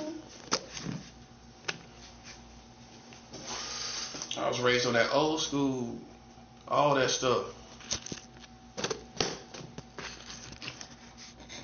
If you still care, tell me. If you still care. Boy, that's a shame how this stuff went down, man. I tell you. These lames out here, man, they ain't grow up on that SOS band, did they? SOS band, buddy. That's that SOS. I know all about it, buddy. I'm from the South, that's what I'm talking about. You know what I mean? See, you probably thought, because I talk about hip hop or whatever, or you might look at my age and you might. I grew up on all that. SOS Band, Atlantic Star, Midnight Star, both of them. Midnight Star too. Both of them. Midnight Star, Atlantic Star. Anita Baker, Sade. I listen to all that. Sade, everything. Before I even knew rappers like Sade, I like Sade on my own. Buying the music, everything. I used to listen to Sade. I got stories, man, where people got my Sade CD to the day. I got ongoing jokes about different artists, where I share different love for different artists with different people. Some people, me and them got this ongoing joke about making them a Anita Baker CD, and I got somebody else who got my Sade CD, and I like Sade, Anita Baker, all that. I used to smoke weed and listen to like Anita Baker. That's the best vibe it is. You're going to feel good. You're going to feel safe. You're going to feel strong. You smoke weed and listen to this other music, you're going to be paranoid. Think a home invasion about to happen. You listen to Sade, you smoke some weed, listen to Anita Baker. I'll be chilling. Been a whole different vibe, man. But see, that's how it was. You know what I'm saying? That's how it was. Y'all smoke weed and listen to drill, all that kind of other stuff, man. No disrespect, man, but like, man, those are triggers, man. You go outside, listen to that kind of stuff, then it just, ugh. You get pulled into a whole different mindset while you high, drinking, whatever. I used to smoke, listen to that R&B, listen to old school. You feel good and warm and safe. You feel safe. You smoke some weed, listen to R&B, you feel safe. I'm serious.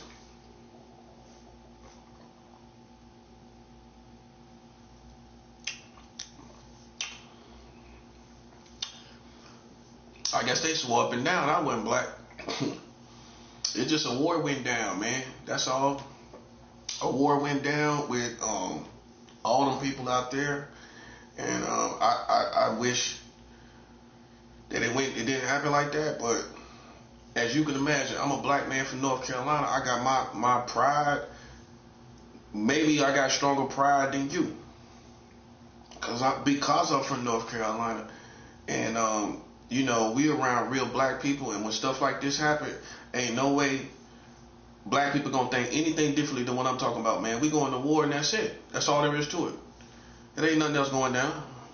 Now, maybe up here in New York, y'all think that's a show, cause all these corny rappers out here, well, they think that's a beef, and we don't look at it like that. That's that New York kind of mentality. That's why you gotta really think about that. These dudes will play games and think it's a beef. Am I right or wrong? I don't see it that way. Me being from the South, I don't see it that way.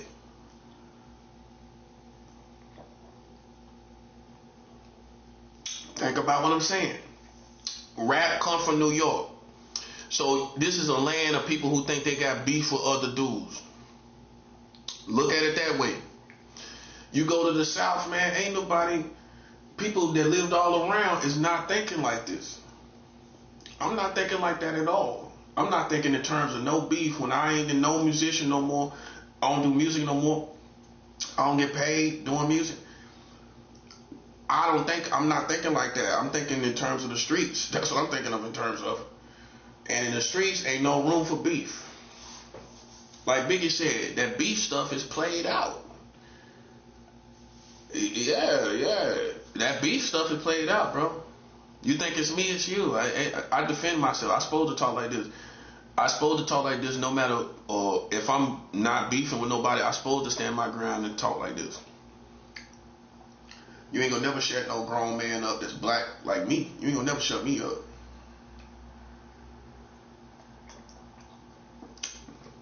And we got the upper hand.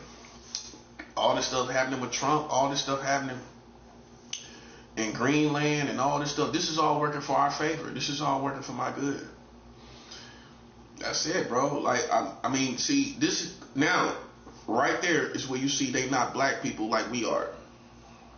They're not. They're not black people. Like, I just went through everything to show you I'm black, right? So what's that out there? What y'all call that? Them are weirdos, man. Them are people that hijack being black and camouflage themselves behind that, but really they got demonic spirits. Really they demons inside, you know, and they hide behind being black and think they can make me out to be a counterfeit. Man, bro, I'm from North Carolina. I mean, ask anybody in this world that's from America. That's my ghetto moment. Ask anybody in this world that's from America that is black, what them people doing out there? Is that black? No, that's not black. That's weirdos.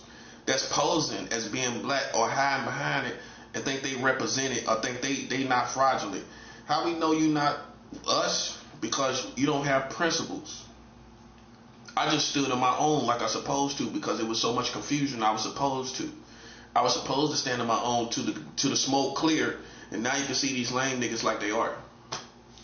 You know what I'm saying? They weirdos, bums, and all of that, man. We ain't paying no attention to that, man. We already know their life is full of broken dreams. We got a few broken dreams. Them niggas got nothing but broken dreams.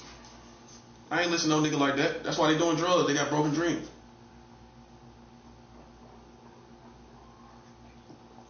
Or better yet, they never had any dreams. They never did. They never had any dreams. I mean, I don't, maybe you had it twisted that because I was in this circumstance, I was a bum. No. I am not a bum. I don't think like a bum. And I carry weapons. And listen, I carry a weapon and I'll hurt you. And listen, that's the difference. You know what I'm saying? I don't know. People think because they dirty, that make you a thug. Because you dirty. That make you a bum, bro.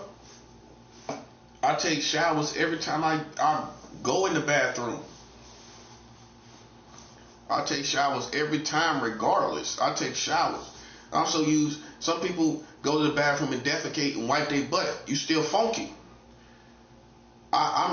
Since I lived on my own in my own apartment, no matter if I have tissue, soap, or whatever, I'm still gonna get in the shower every time I use the bathroom. That's how I live. I use the bathroom every time I defecate. I don't I don't take tissue and wipe my butt. It's still funky. Think about it. That's still funky a little bit. It's still gonna be a little bit smell. You know what I'm saying? I'm just keeping it real. Think about it. I'm not saying you might take it to where it's sterile, but listen, man, that's just me. Listen, you might not be like me, and that don't mean you're a bad person. But some of these bums, if they did a wipe test and they wipe their butt right now, they got doo-doo all on their butt. I guarantee you. I put $10. I bet you $10. Any of them people out there talking right now, they do a wipe test on their butt, it's gonna be doo-doo on the paper. I'm just telling you, to pull their pants down, wipe their butt, it's gonna be doo-doo on the paper. I guarantee you. That's dirty. That's a dirty person walking around with doo-doo on their butt. You know what I'm saying? You ain't gonna ever catch me slipping like that. You ain't even if I'm on the streets. If I'm on the streets, I carry napkins. I go get napkins for restaurants. If I feel dirty, I'm gonna wipe my butt. You ain't gonna ever catch me walking around with doo-doo on my butt. These dudes be walking around in public. These bums be walking around, and if they take toilet tissue and wipe their butt right now, I'm talking on the outside, not even going in the inside of your butt. On the outside of their butt is doo-doo on it right now.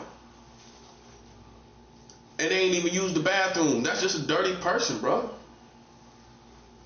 You know what I'm saying? I don't let dirty butts, what we call them in the South is dirty butts. I don't let dirty butts put their mouth on me. You're a dirty butt. I'm saying you wipe your butt, it's doo-doo. It ain't no excuse. I've been a homeless man. I kept myself clean. I'm trying to show people. It has nothing to do with coming from the streets. That's a lie. That's what they tell these white folks. That's what they tell these Bill Cosby kids. A street nigga gonna say, ain't no excuse for you to be walking around here with no doo-doo on your butt. I'm out here on the streets too. And you ain't gonna never smell no doo-doo on me. So then if the homeless man is that clean, what is the excuse for them? What's the excuse? They bums, man. That's the reason. That's what I'm saying. It's a difference between a homeless man and a bum. A homeless man is not necessarily a bum, and a bum is not necessarily a homeless man. A bum, you out there, you not homeless. You out there because you a drug addict. That's the reason why you in the streets. It ain't cause you ain't got a place to live. You could cause you a bum. You a drug addict. You a bum. That's why you out there. Now us, we homeless. We bona fide homeless. I ain't got no drug activity going on in here. I don't smoke weed. I don't smoke cigarettes. I don't do pills. I don't do drugs. I'm not out here. I'm not in this situation because of drugs. So you're not, to me, you're not a homeless person. You're a drug addict that happens to be homeless because of your drug activity. That's not a homeless person. A homeless person, to me, from a street perspective, is a homeless person that's out here ain't got no place to live. And they clean, they ain't really, they ain't doing no drugs. Now that's a homeless person. They move differently. They care about getting food. They care about getting shelter. That's their whole occupation. A drug addict go out here and hustle for drugs, trying to get drugs all the time. That's a drug addict. A homeless person is gonna be occupied all day with food, trying to get food. You're gonna watch them, right? You see what I'm saying, right? You watch them on the streets. What they doing? Getting us. You see them with something to eat all the time. That's all they worried about. They going to get a shirt. They going to get some clothes. They hustling. They picking up cans to get money. You know what I'm saying? They're preoccupied with survival. You know what I'm saying? And you gotta respect that. Now a drug addict, man, that's a whole different animal. You out there because you might even have good family, especially these white folks, but you can't live with them because you do drugs. So you really not even homeless. Technically, you could have a place to stay. You don't got to be on the streets. You ain't got to be on the streets. You in this situation because you on drugs. That's why. So you ain't even really down with the streets. You down with drugs. That's all, man. That's all it is. That's all it is. We wouldn't see some of these white folks if they wasn't on drugs. If they wasn't on drugs, we wouldn't even see them. That's the only reason they over here with their hat to the back, like they down with the, hey, white boy gonna always have his hat on backwards, ain't he? Like he down, he trying to show he down, ain't he? He know he gotta wear that hat backwards to get in the hood, so he don't look like the police. He gotta put a hat on his head backwards. The hood gonna say, hey, put this hat on your head backwards, man. Put this hat on your head backwards. Yeah, you alright, but you gotta put a hat on you. Put this hat on your head. You got all that white boy hair sticking up on your head. You got all that white boy hair sticking up on your head. No, put this hat on backwards, man. Come on down here.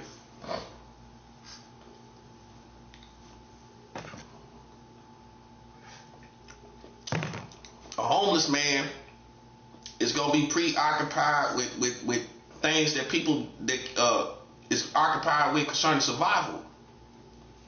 You know what I mean? You gonna be how I'm gonna get my breakfast, how I'm gonna get lunch, how I'm gonna get dinner, where I'm gonna get some plastic bags and some napkins so I can defecate out here on the streets. So when the stores close, I'm gonna have some plastic bags and some napkins. They thinking about survival. They looking around in their geographics thinking about survival. A drug addict might doo-doo on himself and don't even care. Trying to get high and gotta sit there holding it because you with these girls and you want to get high. Sitting there about to crap on yourself. I'm serious, man. That's why if you don't differentiate the different lanes out here, man, these people will think all kind of little goofy stuff about themselves. Like they hard, and then you wind up in my lane. I'm a beast, buddy. I'm a beast. I'm the ones you scared of. I'm the one you scared of, like them drug dealers you scared of. Yeah. You scared of them drug dealers. You should be scared of me. I'm just keeping it real. I hurt you. I'm telling you right now. You tripping. I know you're scared of them drug dealers. You ain't gonna look them in their eyes. And we know that. That's how you know I'm from the streets. Because I know you ain't gonna look at them drug dealers in their face. You scared of them big drug dealers. One with the long braids, big froze and everything. You know the type. With an attitude, you know the type. You ain't listen, you don't even want to say nothing to them. Come on, man, but you think you can try me, bro. Listen, I'm one of your worst nightmares. The streets gonna respect me, buddy. I'm from coast to coast. You better take another look. That's why we gotta differentiate the lanes. I'm just humble with mine. That's what got you confused. Man, but don't you ever get confused. I will hurt you. Don't you ever get it confused. I done beat somebody down in the streets right here in New York. Go ask about my reputation. I can fight and everything. Man, listen, man. Let me tell you something, man. Let me tell you something, bro. Ask the NYPD about me. Weapon charge after weapon charge after weapon charge. And I'm fake. Go ask NYPD what they saw. Go ask the police. And you know what a real nigga gonna tell you? Go ask the police then, nigga. Not cause the streets gonna be the streets. Some of these niggas out here gonna be biased, and you know they hate it. You feel me? They hate it. You know what I'm saying? They can see you real and still hate it. Wait, hold up. If you consider the ops, right? They can clearly see you real. A nigga say you fake so he can mess up the credibility. Oh no, come on, that's real though. That's real. You think they're gonna be totally honest? Think about it though. They can see you real and just still be nah. You know what I'm saying? They gonna still be like that. Go ask the police. Police gonna show you, just tell you what happened. Yeah. Weapon charges, buddy. Go ask the police. Go ask the police about me. Weapon charges of weapons. They arrested me and getting weapons. If that ain't real, then I don't care what real is. I don't care what real is then. That's all I want to do is be comfortable. That's all I'm saying. And that's consists of me getting better weapons and bigger weapons and everything like that. So that's all I care about. If that's fake, okay, that's all right. Long as I'm okay. Long as I'm all right. Long as I'm okay. That's all okay. That's all I care about. I'm gonna keep. Listen, I'm always inquiring about the gun plug. Everything. Everybody already know that about me. From coast to coast, you go ask in California. They know I inquire about the gun plug. That you can't be fake, cause that's how you fade these niggas in your business anyway. You know, as soon as you got a strap on you, I guarantee you're gonna change your tune. I guarantee you ain't gonna be talking. That's how we shut niggas up like you. Always sitting up here talking all the time. You can't say nothing to their face. I can say everything I'm saying right here to your face. I can say it right to your face. Yeah, well, we know they can't. They won't. I will. And everybody know I will. You know I will. You know I'll say it to your face. You know that. But you won't. You'll sit up and say somebody faking, but you won't say it. The only thing that I take from childhood is that if you can't say it to somebody's face, don't say it at all. That's the only thing I take from childhood. If you can't say it to somebody's face, don't say it at all, nigga. Ain't nobody gonna respect that. I say whatever I gotta say to your face. Only reason I don't say it half the time because I'm trying to be a good, godly person. That's number one. And then number two, I don't try to halfway be nasty and hurt somebody's feelings and everything like that. And it's self-respect too. Self-respect. Well, I try to keep being nasty to a minimum. I try to keep that to a minimum. Man, I could be one of the, man, listen, man, I don't care nothing about what you feel. That's all I'm saying. I'm from North Carolina, buddy.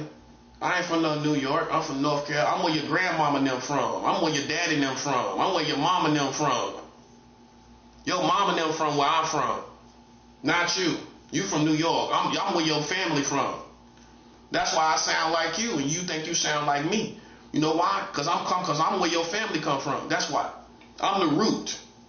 You're not my root. I'm your root. I come from where your family come from. That's why y'all sound like us. I don't sound like you. You sound like us. You know this. You know the difference. Okay, because your family come from North Carolina. My family don't come from New York. Closest family I got is from Jersey. I got some cousins in Jersey. Yeah, I got some family, some blood family, some family from Jersey.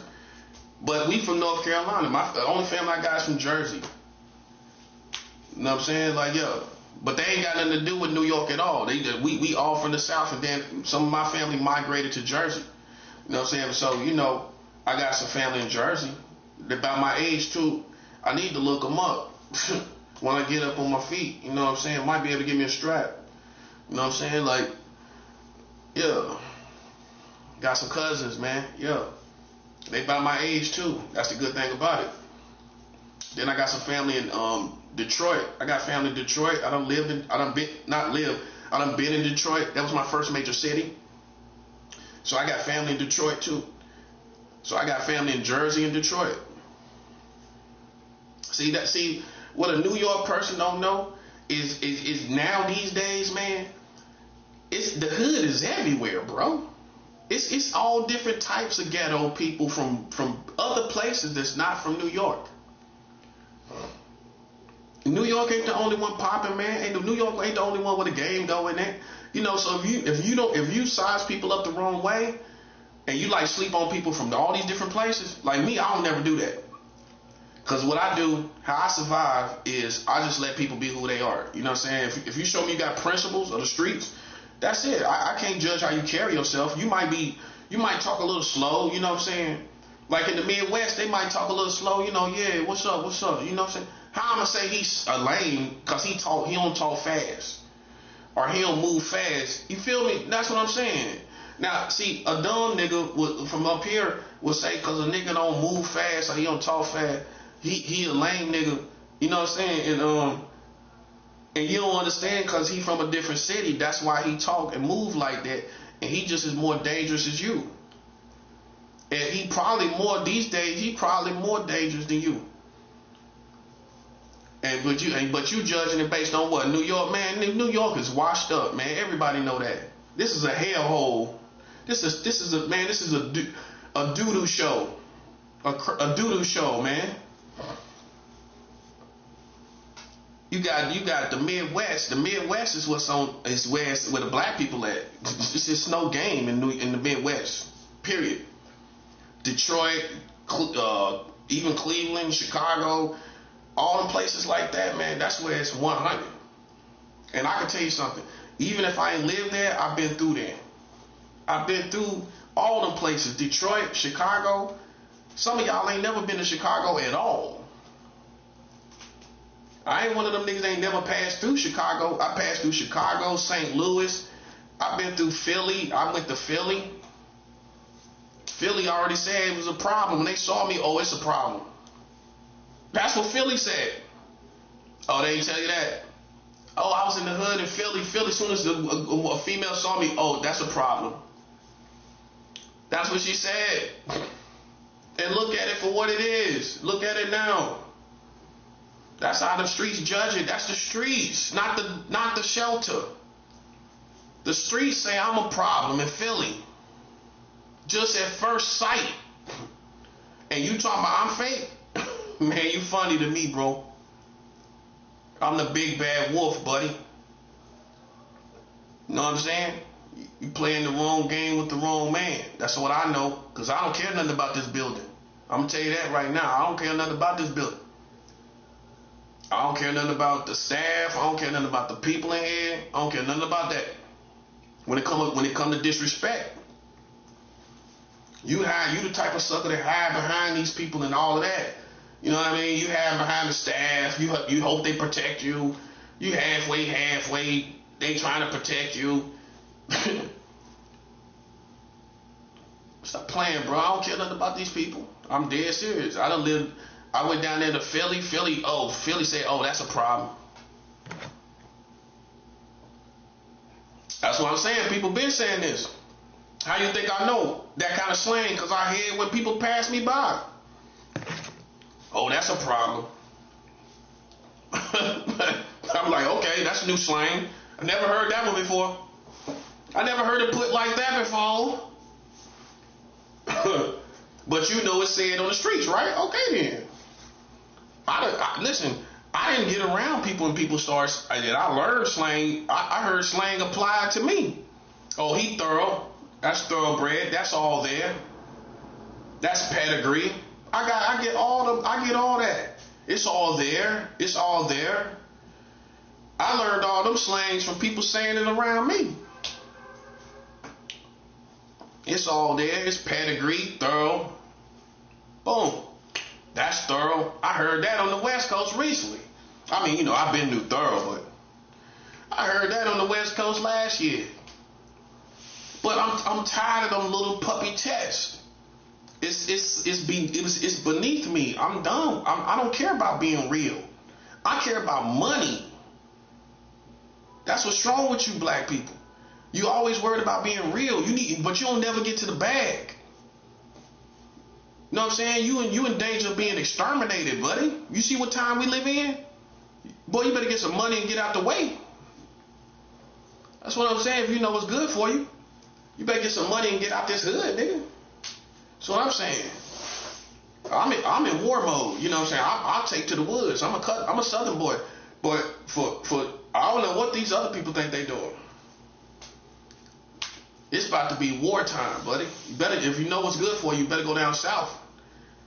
That's why I'm going. I ain't staying in New York this whole, man. Listen, I'll probably stay in New York maybe 2 or 3 more years, something like that. Nah, when it's hit the fan, I'm not gonna be here. As soon as it get bad, I'm going back down south. Yes, sir. You think I'm stupid? I'm up here for the moment, man. I'm not trying to stay in New York for 20 years. You crazy. Now, look at this stuff. Can you imagine 20 years from now? You crazy. Ain't no way in the world I'll be up here 20 years from now. You gotta be kidding. And that's a word to the wise, man. For anybody that's black, that's up here. Listen, your next 10 years, you should be trying to get you and your kids out of here. Because you're gonna have better rent down south and everything. It just don't make it doesn't make any sense to stay up here. This is a wasteland. This is a wasteland. It's not gonna get no better. By the next 10 years, you got all that family down south, they gonna tell you to come down there anyway. Your mama and them, yeah, come on down here, baby. It's getting bad. I already know it's getting bad up there. Your family gonna tell you to come on down there to Charlotte. Nah, we got a room back here. We got a room for you and the kids. Come on, come on, come on, come on. Come on back down here. You like my good cooking, come on.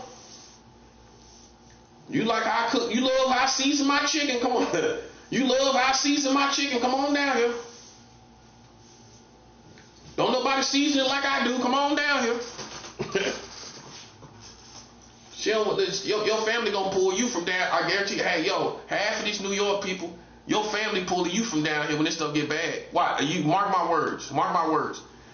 When this get bad enough, your family gonna make you leave. They gonna tell you, come on down here. We got room down here. It's getting too bad. All that stuff getting bad up there. They already telling you. They already telling you to come on down there. You better go on down there. I'm on my own objective. But as far as you go, shoot, couldn't be me. I wouldn't even, especially if you ain't got no drama, you ain't got nothing going on. You ain't got no situations. Man, you should have been down south. Ain't no reason to stay up here. For what? Oh, for the city life. City life in terms of what? You ain't doing nothing but drinking and smoking. That's all you're doing. That's all you're doing. I know that's all you're doing. Why, you can do that in Charlotte. You can do that in Charlotte, buddy. Everything you're doing up here, you can do in Charlotte. Ain't no reason for you to be up here no more. This is a hellhole. This is becoming a hellhole full of bums. That's all this is. If you're really black, if you down with black, you're gonna leave anyway. But my suggestion is Charlotte, man. Charlotte is it's getting bad down there too. It's getting like, to me, it's like the Midwest. It's getting like Detroit, Chicago, all that. What I base that off of is the attitude of the people. Charlotte attitude getting bad. You know, it ain't like it used to be. Now, it made sense. It made sense to go to Charlotte in the 80s. Oh, Charlotte was. If you was from New York and you went down in the 80s, you know what I'm talking about. Charlotte, it was in the 80s and the 90s. It made sense. Now, You still can get away with it. You still can get away with it. You still can get away with it. You still can get away with living down there. I would go to the south side or the east side of Charlotte. That's the north side and the west side. Trust me, I'm born and raised there. The north side and the west side is for community. That's the generations of Charlotte. That's 2 and 3 and 4 generations of Charlotteans on the north side and the west side, which means they're not very inviting of outsiders, because they got 2 and 3 and 4 generations of family on the west side. That's why you notice everybody's family. It's all families represented in all them houses. And that whole community is nothing but generations and generations of family that go back and back. So it don't make no sense for you to be from New York and move into the West Charlotte. That's how you know it's the South, because it's generations of community in one community. See what I'm saying? Those people been living there, their grandmother, their great-great-grandmother, and then that's the whole hood. And then you gonna come in there and you ain't got no family. Now I'm talking about people that don't got no family. You gonna come and get a house and live over there, and everybody else got family and all these different generations. You're not gonna fit into that. You could, but it would be so much easier if you just lived on the east side or the south side. The east side is the best for out of town people. Better than the south side. South side is getting expensive. South side is getting expensive. White folks over there and everything. It's a whole different vibe. But the east side is probably the best for out of towners, because you're gonna still feel like it's a little bit of city life, and it's gonna be other out of towner people from there. It's gonna be other out of town people. And it's out. It's not community. It's all spread out. That's the thing about the east side. It's not close knit like the west side and the north side. North Charlotte and West Charlotte, that's all family. That's why it don't make no sense if you from out of town to move over there. You can. I'm not, you can, but I wouldn't. It don't make no sense to. You ain't gonna live, you'll enjoy Charlotte a lot better and being on the east side, because it's more spread out and it's not all these families. You know what I'm saying? You ain't gonna get to know everybody on the east side. The west side, you can kind of connect with families and actually know basically most of what matters. Really. Like, that's the west side. And then the north side, kind of the same thing. You start knowing who matters. And you go to the east side, it's like a big city. You ain't gonna know everybody over there. No way. That's how you want it. So ain't nobody connecting to this person, that person, that person. You go to the west side, you get some ops over there, they know these people, that people, that people, that people. Same thing with the north side, same thing. Even probably worse on the north side. And so the east side, you ain't gonna connect to nobody. You ain't gonna know nobody.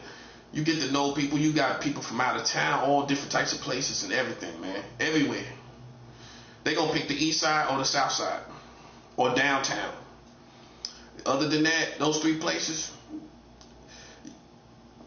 you messing up going down there and moving into West Charlotte and North Charlotte. Nah. You can get cheap, inexpensive housing over there on the east side and the south side. It's south side too, and downtown even a little. Well, downtown gonna be a little more expensive, but that's what you need to do. And then beside that, Charlotte. Now, outside of Charlotte, you can go to all these other little cities and towns and everything, and ain't nobody there. It's good southern living, everything like that, and you pay less than what, like $800 a month. You pay like $800 a month on the average situation. You ain't doing that, man. Listen, the only reason I'm here because I gotta take care of some stuff. You know what I'm saying? Say it like a gangster. I gotta take care of some stuff, man. I just left Charlotte though. That's how I know I gotta take care of some stuff. I still got some stuff I gotta take care of. You know what I'm saying? I just left Charlotte. Because some people gonna look at me, well, man, you from Charlotte, why you here? It's a long story, man, but I just left Charlotte. And Charlotte don't want no smoke. So that's my thing in New York. If you keeping something going, I'm glad I thought about this. If you keeping something going that you heard from Charlotte, I just left Charlotte. Did you hear what I said? This time last year, I was in Charlotte, right? I was out in the streets drinking, 1 o'clock in the morning, 2 o'clock in the morning. I was out there slipping, right? Ain't nobody try me. I got respect. I got people nod their head and gave me respect. Cause people see that you 100 and you tell people what the situation was, okay, now you're good. I'm glad I went down to Charlotte. I cleared all that stuff that there was the politics on my name. I cleared it up what it was all about. Man, come on, I wouldn't have been, listen, what man would I be not to go down there and meet the right people when they present, especially when they come around my way and they eyes and ears for the streets and I know it, right? What kind of man would I be not to tell them what this was all about? Which it was all about a female, right? So I let them know. I let Charlotte know. And the dude that represented Charlotte, he was like, yeah, well, that wasn't your fault. She wanted you. I know. My brother's wife, she was attracted to me. That's what this was all about. So we don't care nothing about nothing else. I don't care nothing about no other stories like these white boys. I care about what it was all about. Because I figure if it wasn't about, if that wouldn't have happened, then you wouldn't have said nothing about nothing else, whatever you talking about. So we don't care nothing about that. We care about what you started all of this about. Because this is why this is all here. This is why this all started. And we want to know what that was. And what that was a female. You started this because of a female.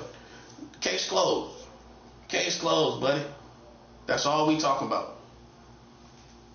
You started this because of a female, you can't make it.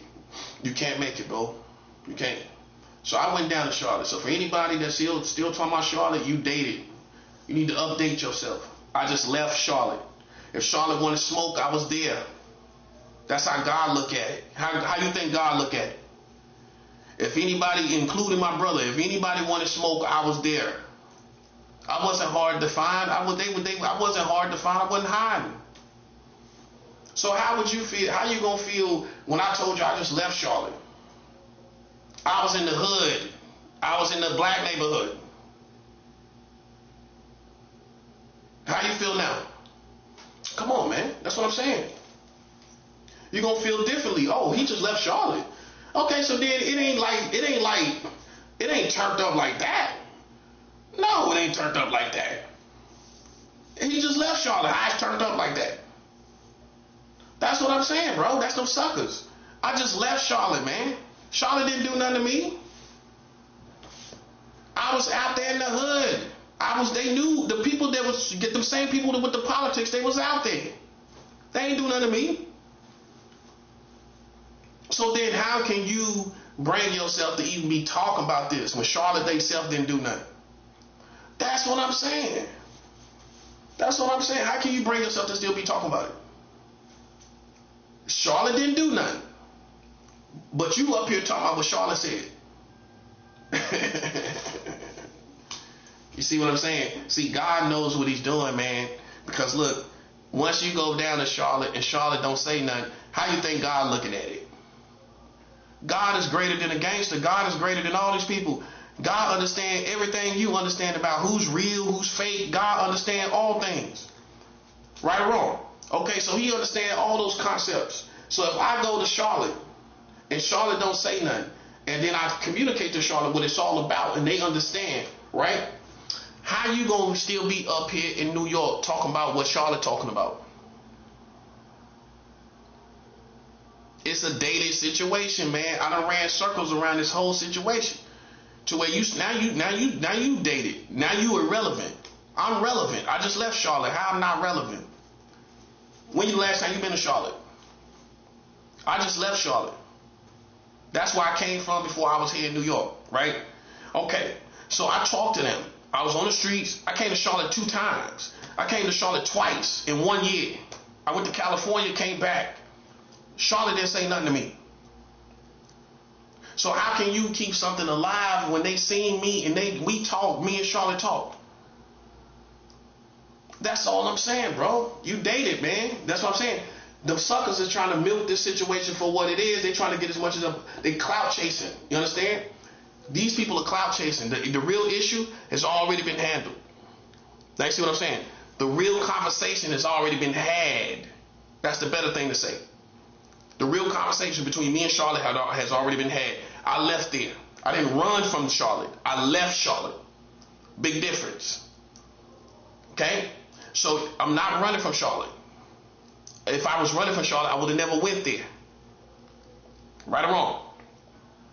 If I was running from Charlotte, why would I go back there? For any reason. A street person, even if it's for a female, I'm not going to go there if I got problems there. It's too risky. And I'm not going to go back there again if I thought it was a problem. I went back twice.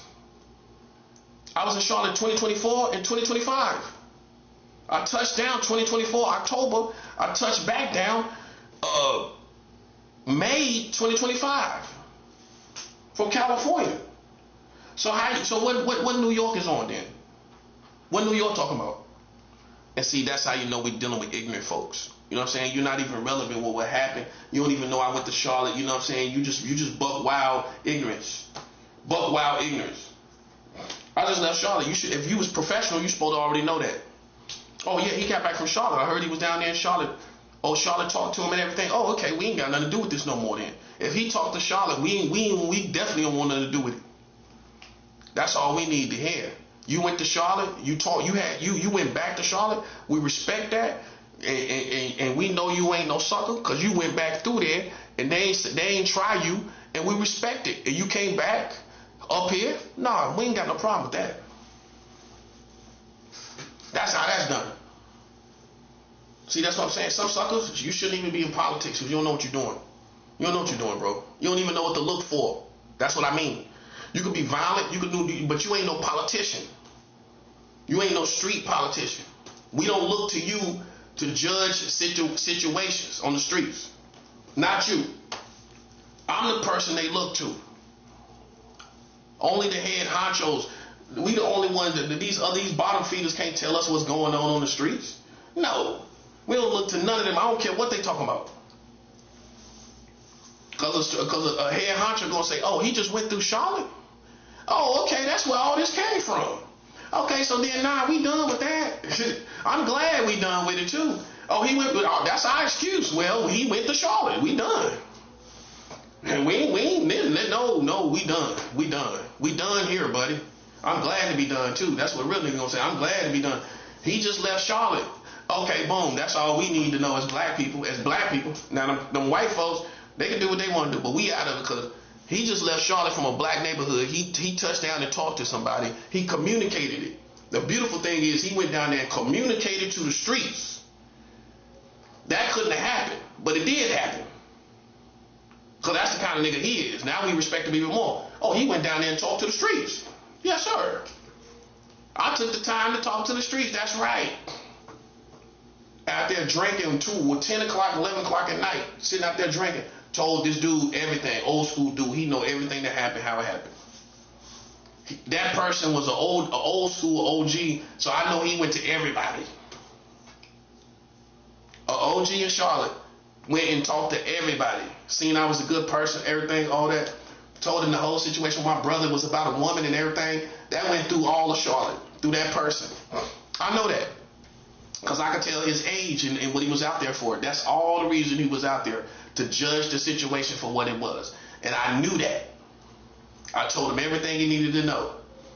And that's that. Me and him had some drinks together. I had some Chardonnay. Me and him popping a bottle of wine together, drinking wine, getting drunk, tipsy. You know what I'm saying? And I'm telling him what happened. That's the kind of man I am. I can sit out there and drink and talk. You understand me?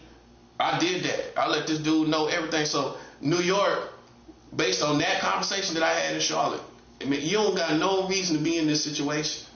You better tell them clout chasers, man, what they doing. Listen, they putting everybody in danger because I already went to Charlotte. Okay, that's the kind of man I am. I wasn't running from nobody. I was out there on the streets. Anybody could have found out I was in Charlotte and could have came and did anything. That's how you got to look at it. Okay, well, I was down there. Anybody could have did anything to me if they wanted smoke. Nothing happened. Because people know what it is and what it's not. You know, that's the people who said something in the first place. Know darn well what it is and what it's not. Know what I'm doing, what I don't do. Know what my morals are and what they're not. At this place and point in time. Knowing darn well as a grown man, you ain't never seen me touching on no children as a grown man. That's all we talking about. Okay? Other than that, man, listen, man, y'all need to stop clout chasing. Y'all need to get yourself together, because this world is almost over. You need to stop being niggas and being in other people's business. That's straight like that. Because see, that's what you're getting off on. The truth is, you could care less what the truth is. You know, you just getting off on being a nigga in other people's business. And that's how I take it. Well, when I tell you Charlotte know what happened, and then that's the end, sucker. You ain't got no more clout chasing to do. And see, that's how we know that's what it's about. Because you don't want it to be over. Because you a clout chasing nigga. That's all it is. And I'm going to tell you like your mama would tell you. You a clout chasing nigga. Ain't nothing else to it. And it ain't got nothing else to do with nothing else. The nigga done told you he done went down there to Charlotte. The end, nigga. The nigga done told you he went to Charlotte. That's all that is to it. He done went down there to Charlotte and had drinks sitting out there at nighttime chilling and drinking with Charlotte. And you think we gonna do something? We not. No, that nigga done went down there to Charlotte chilling and drinking with Charlotte and everything. Nah, we ain't doing nothing then. What we look like? Coming out here playing with this dude and he done went down to Charlotte. That's what I'm saying. You gotta check yourself before you wreck yourself, man. You out here cloud chasing to the point where I done got with Charlotte. I done talked to Charlotte in present day and time last year. So I'm gonna be relevant in with that situation for the next 10 years. That's gonna be the politics for the next 10 years. Yeah, he was down here drinking and everything out here on the streets or whatever. He told us what happened, whatever. Boom, that's the politics for the next 10 years. I'm good for another 10 years. But that situation is deaded. That situation is deaded. And so now, you know, Charlotte gonna be just knowing about what other stuff that I'm doing. I mean, those who count, you know, and all that. So man, that's all I'm talking about, bro. Let's just keep this actual and factual, bro. Let's just keep this actual and factual. You know what I'm saying? It's no more politics about Charlotte, right? Right. So see, a sucker, these clout chasing suckers ain't got nothing else to do with their life. That's what I'm trying to show you. And you gotta be smart enough to know that too. Well, if they ain't got no way to clout chase, then what they gonna do next? Die like a salmon, they gonna swim upstream and die. You gonna swim upstream and die. You a salmon, ain't you?